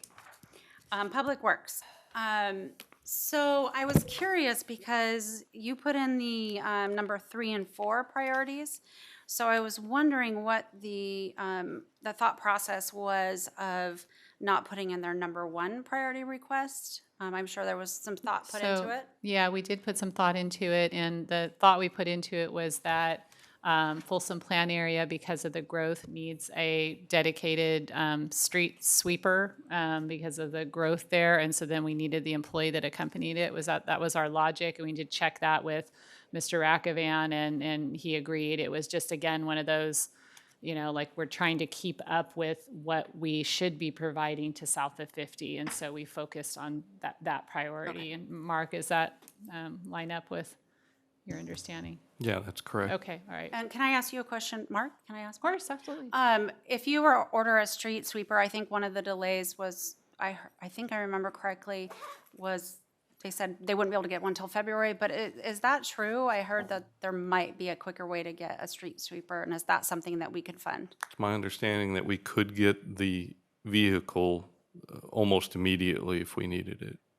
So is that something that we could do with the position as well, is fund that position not in February, but now, if we're gonna fund it anyways? Well, we just built in the amount. You're off. Oops. We just built in the amount to capture the last part of the fiscal year, and we were trying to avoid, at the time, we were understanding that it would take a long time to get the vehicle, and we didn't want the vehicle sitting without somebody to drive it. But I would, currently we would budget for, I don't know how many months, 3, 5, okay. We budgeted for 5 months of the person that drives the vehicle, so ideally they would arrive at about the same time, so that's. Drive it for free for just 1 day. Yeah, you're not driving it, but thank you. And, I mean, it's gonna take a couple months probably to put it out and hire them, so, I would give you leeway on how to cover that extra 3 or 4 months, but I think if we're gonna get a street sweeper, why don't we start? I don't believe the street sweeper has been down south of 50, has it? It probably, excuse me, it probably has not, because most of the sweeping going on down there is still driven by Goodfellow and the developers, with all the new development. I think we've primarily been focusing on north of 50. But, to your point, we can order the vehicle, if this budget gets approved, we can order the vehicle on July 1, or as soon thereafter as we can get the money allocated. And, we're still willing to wait for the position. This has been discussed, and we're okay waiting until, I think it was February, to fill the new position. Okay. That's it. Thank you, Councilmember Rohrbaugh, very helpful. Okay, so we have a motion and a second on a substitute motion. That's right. Your substitute motion will take precedence, so we would take that up first. just so we're perfectly clear of what we're voting on, Councilmember Kozlowski's substitute motion, which was seconded by Councilmember Rohrbaugh, was to approve resolution number 11040, adding $100,000 towards an economic development person as a contractor, taking money, $50,000 from the risk management transfer and $50,000 from the IT capital fund transfer, with the condition that the council would discuss the parameters and expectations for this position. Is that your correct understanding of your substitute motion? Sure. That last piece is maybe a little extension, but that's okay. Okay, and is that your second to that substitute motion? Okay, so Mayor, you have a All right. motion and a second. All right, will the clerk please call the roll? Councilmember Kozlowski? Yes. Rohrbaugh? Yes. Aquino? I'm going to vote yes because I want the budget to pass. I will just say I'm all for economic development, but I don't support redirecting that $100,000. I think the idea seems very half-baked, and as I said before, I'm looking for projects in the ground, not plans on a shelf. So yes to the budget, but I'm looking big picture. Chalam Cherla? Mine is also yes. I just want to make the similar comment. Before I got elected, I was working for a state, a senior executive. Tons of procurements I did. So even though we have procurements, there is always we can make amendments to carve out the money to do the things. So I'm just going to put that out there. I'm sure our executive staff and city manager can take a look at it. If the same money is being spent for a contractor, a simple things, I'm probably going to be paying attention to that as well. But my vote is yes for this budget, but I want to put that note out there. Okay, so your vote was yes. And Rodriguez? Yes. Okay, the motion is approved. Thank you, everyone. Thank you, Elaine, and your team. Will the clerk please call the next item? Okay, we've jumped around a bit tonight, so this takes us to the joint agenda. So we would call the roll for the joint meeting. Council and board members Aquino? Here. Chalam Cherla? Here. Kozlowski? Here. Rohrbaugh? Here. And Rodriguez. Here. And that your one item on this joint agenda is your consent calendar. I will move adoption of the consent calendar if nobody else wants to pull anything. Second.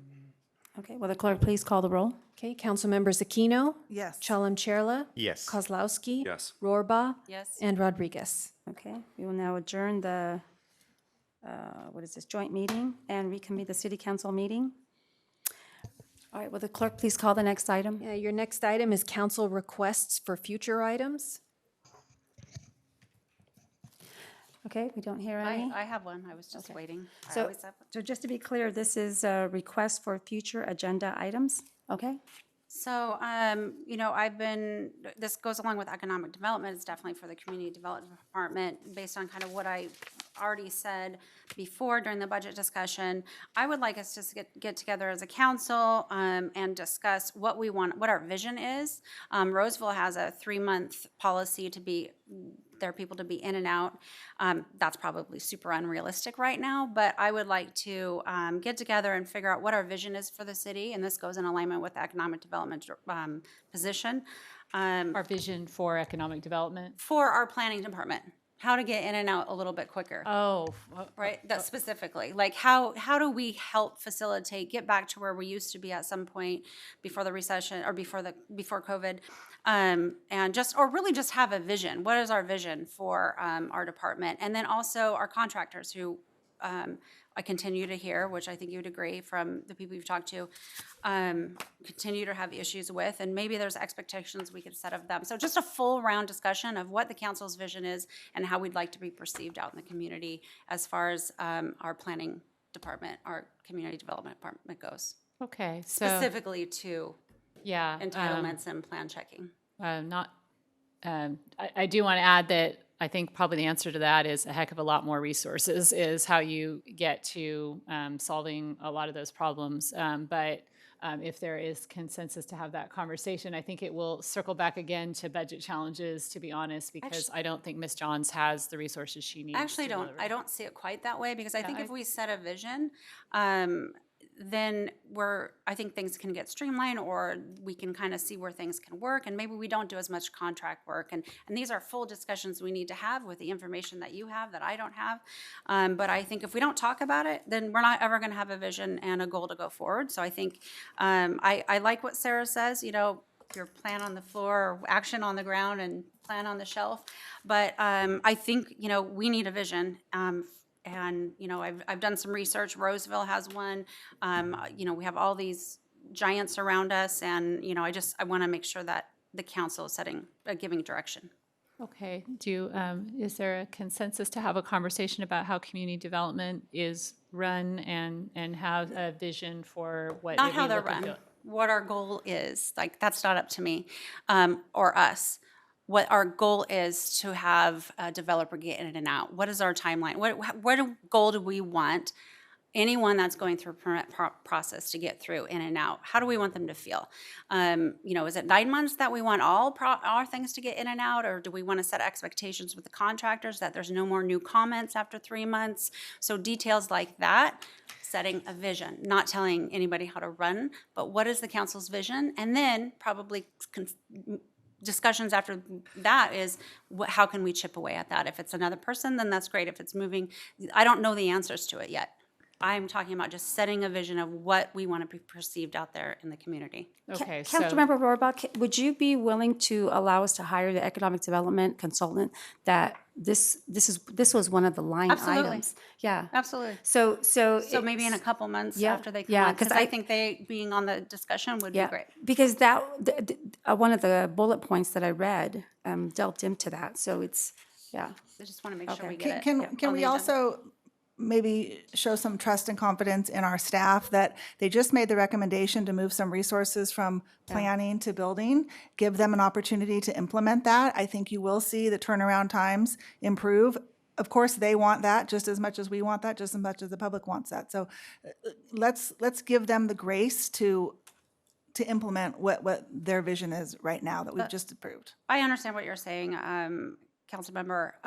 Again, I want to set a vision regardless of that. Hopefully that'll improve whatever. But Well, what and is our perhaps they vision? already have those metrics, but, I mean, I don't know if they do or not, but, well, anyway, if that's your suggestion and you're asking if there's support, no, I don't support that. I guess I'll end that. Okay, so it looks like there's not a consensus to bring. I it back support now. that one because I know you are going to be, right now we have our a calendar of items you have designed. If it is a small request, it is 10 days. If it is a major request, it's a commercial, it is a house. So you do have all that one, right? Whether it is working in alignment. At the same time, I think I respect, that's why I was thanking you for adjusting the resources, because I did get a lot of complaints on from the residents. Sometimes it is taking too longer. It's not mostly on our staff, the contract staff going and coming back. I think you are correcting that problem. It is going to solve. That's what I'm thinking from your end. So, Councilmember, In about 3 Vice- months, we can probably revisit how things are. Or Yeah, so Vice Mayor Chalem-Chella, I mean, and the council, I do agree with Councilmember Aquino that we're trying to shift resources. Yeah. Ms. Johns is trying to do the best she can with a very small staff. And I think we should let that person, those two new positions get hired and give them at least 6 months to kind of see if there are any changes in our metrics, and then we can have that type of visioning conversation. would be my And again, I suggestion. think that this is a bullet point that can be put under an economic development consultant that, so I'd rather wait until this person is hired and then that person can look at So maybe you process don't- improvements, you but have right consensus now, to put it on the agenda, to have a discussion about what the council would like to correct, see. right now, no, but at some point down the road, maybe, but not right now. I think we have so many other topics that are higher priority. Are there any other items? Okay. No. Okay, will the clerk please call the next item? City manager reports. Thank you. Each year, National Police Week honors the law enforcement officers who have made the ultimate sacrifice in the line of duty. Last week, the Folsom Police Department, including our own police chief, joined this solemn tribute along thousands of officers from across the country in Washington, D.C., participating in commemorative ceremonies held in our nation's capital. And I just want to thank them for representing us and thank the families and colleagues of those who have been lost in service, and know that we stand beside them. The Folsom Public Library's eagerly awaited carpet replacement project will be completed on schedule for reopening on Friday, May 26th. I'm hearing a little rumor it might be even a little earlier, but that's not, shh, Tom says shh. But opening Friday, May 26th, you may have seen the little social media teasers we've been putting out there of how much better it looks. And I'm just so proud of Tom and his staff for making that happen, and our great facilities department as well. And let's see, the 10th annual, I can't believe it's the 10th annual, I remember the first one so well. The 10th annual Community Service Day takes place Saturday, September 16th. This major citywide event mobilizes thousands of volunteers to complete dozens of service projects throughout Folsom that make a positive, lasting impact. And so if you have an idea for a project or a sponsorship activity, you can reach out to Jen Tio at jthiot@folsom.ca.us for more details.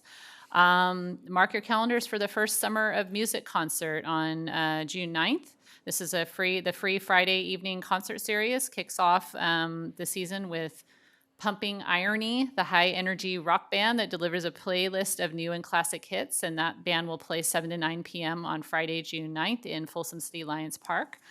The mayor and I were so proud and pleased to join Public Works Director Mark Rakovan to honor two of our outstanding Public Works employees who were honored as Public Works Manager of the Year.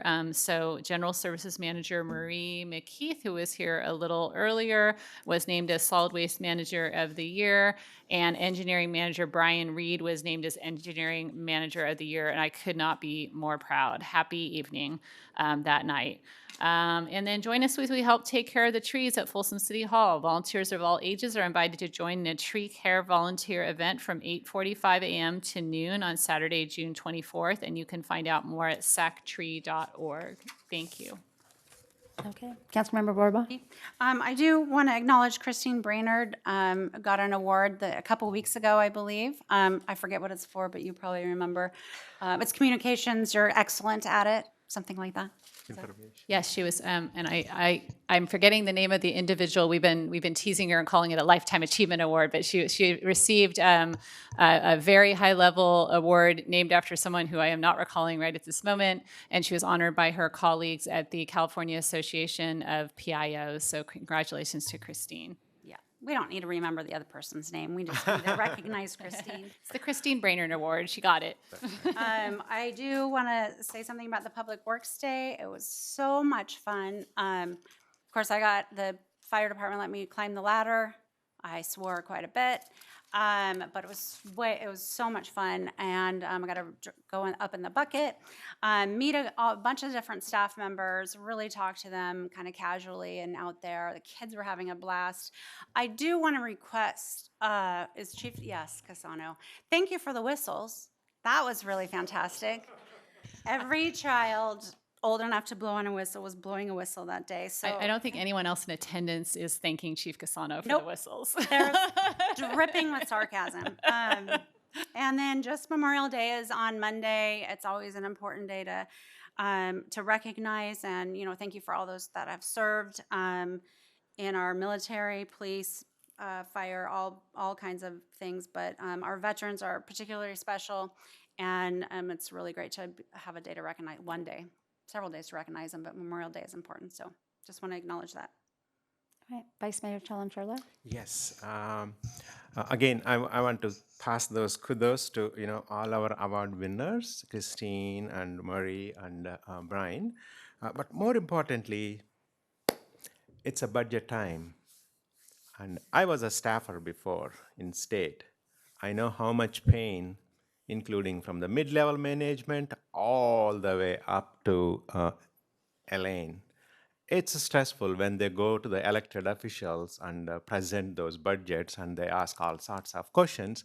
I always keep that in my mind, putting, in your shoes and when you guys are presenting.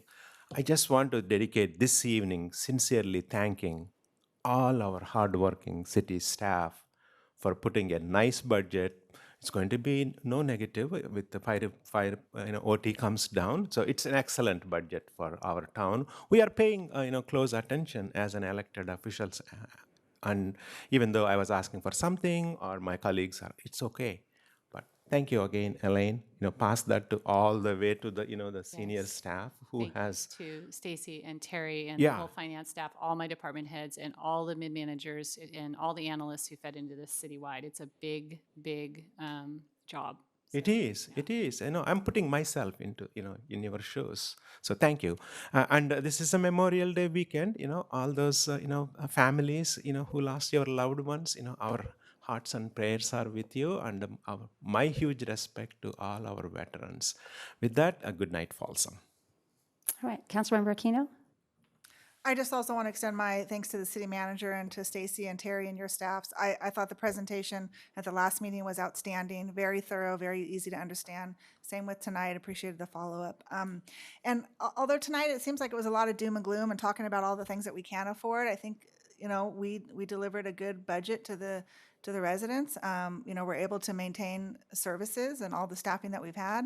And then we're adding a police officer and 2 firefighters and a street sweeper, and going to repair the VFW hall roof, which I know I specifically was asked about that in the past 6 months or so. New HVAC at 405 Natoma Station Drive. There's a lot of good stuff that's there. So is there always more on the to-do list and funds available? Yes, but it's that way at my house, and I'm assuming it's that your way at your house too. So That way thank at you. my house. Councilmember Kozlowski? Just 3 quick things. Congratulations to all the families who have graduates at Folsom High School and Vista Del Lago High School this weekend. Way to go for getting through those 4 years.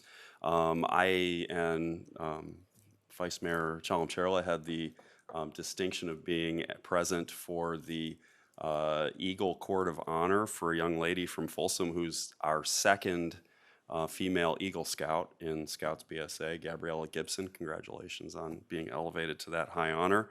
And then lastly, with respect to regional transit, which I was at the meeting last evening, regional transit recently was granted $45 million additional federal dollars specifically for the purchase of additional low floor light rail cars. So they're in the process of replacing the rolling stock that they have currently, and that's going to get us, I think, 22 more cars.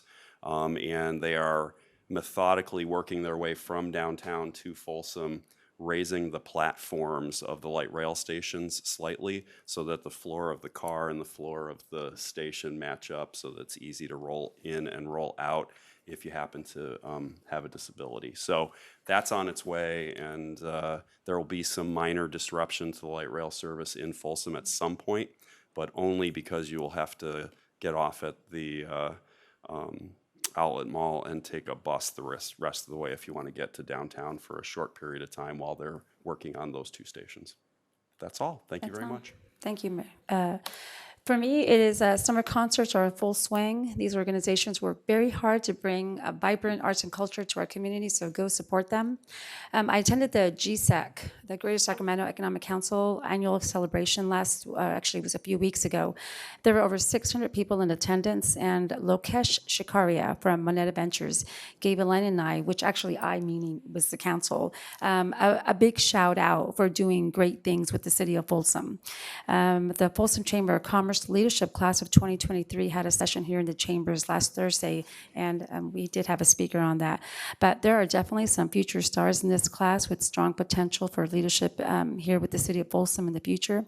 I was class of the 2019, and it opened my eyes to how amazing this city is, and it definitely during that class solidified my decision to run for city council.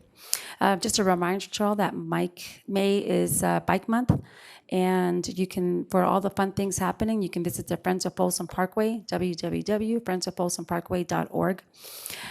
Folsom Dam is currently releasing 15,000 cubic feet per second, and while it looks incredibly majestic from the Folsom Lake Crossing, it is very serious in terms of getting into the water. With Memorial Weekend coming up this weekend, the Sacramento Regional Park is strongly recommending that people do not enter the American River. The American River is running 8 times faster than normal at this time of year, and the water temperatures are between 40 and 45 degrees due to the snow melt. Spending 15 minutes in the water can give you hypothermic and cause your muscles to seize up. So do not get into the American River. Folsom Fire Department, I had a friend reach out to me and tell me that she had an incident this morning at her home. Fire department arrived within 3 minutes. It was super quick. As soon as I got home, there were probably 4 amazing men in my home giving Caden a breathing treatment. We've never been in an ambulance before, so I rode with Caden while dad and brother followed behind. The paramedics were comforting Caden, constantly checking on him and asking him about his sports that he plays to calm his nerves as his heart rate was getting pretty high. So she goes on to say that the fire department is truly amazing, and she is going to make sure that she sponsors one of the next fire department galas or events. So it's good things that come out of those. Congratulations to Marie. Yes, that event was incredibly great. Marie and Brian and Christine, congrats. It just shows that the city of Folsom has incredible individuals working for the city. And also congratulations to the class of 2023. We are very proud of you all and hope that you have a safe and fun celebration. And Mayor, before you adjourn, could I make a special request? Yes. Can we adjourn in honor of Dennis Bouchelder, who was our long-term labor negotiator and really just a member of the Folsom family? I would really appreciate that. Absolutely. How do you say your last name? Dennis Bouchelder. Bachelor. All right, so we will now close at 9:49 in memory of Dennis Bouchelder.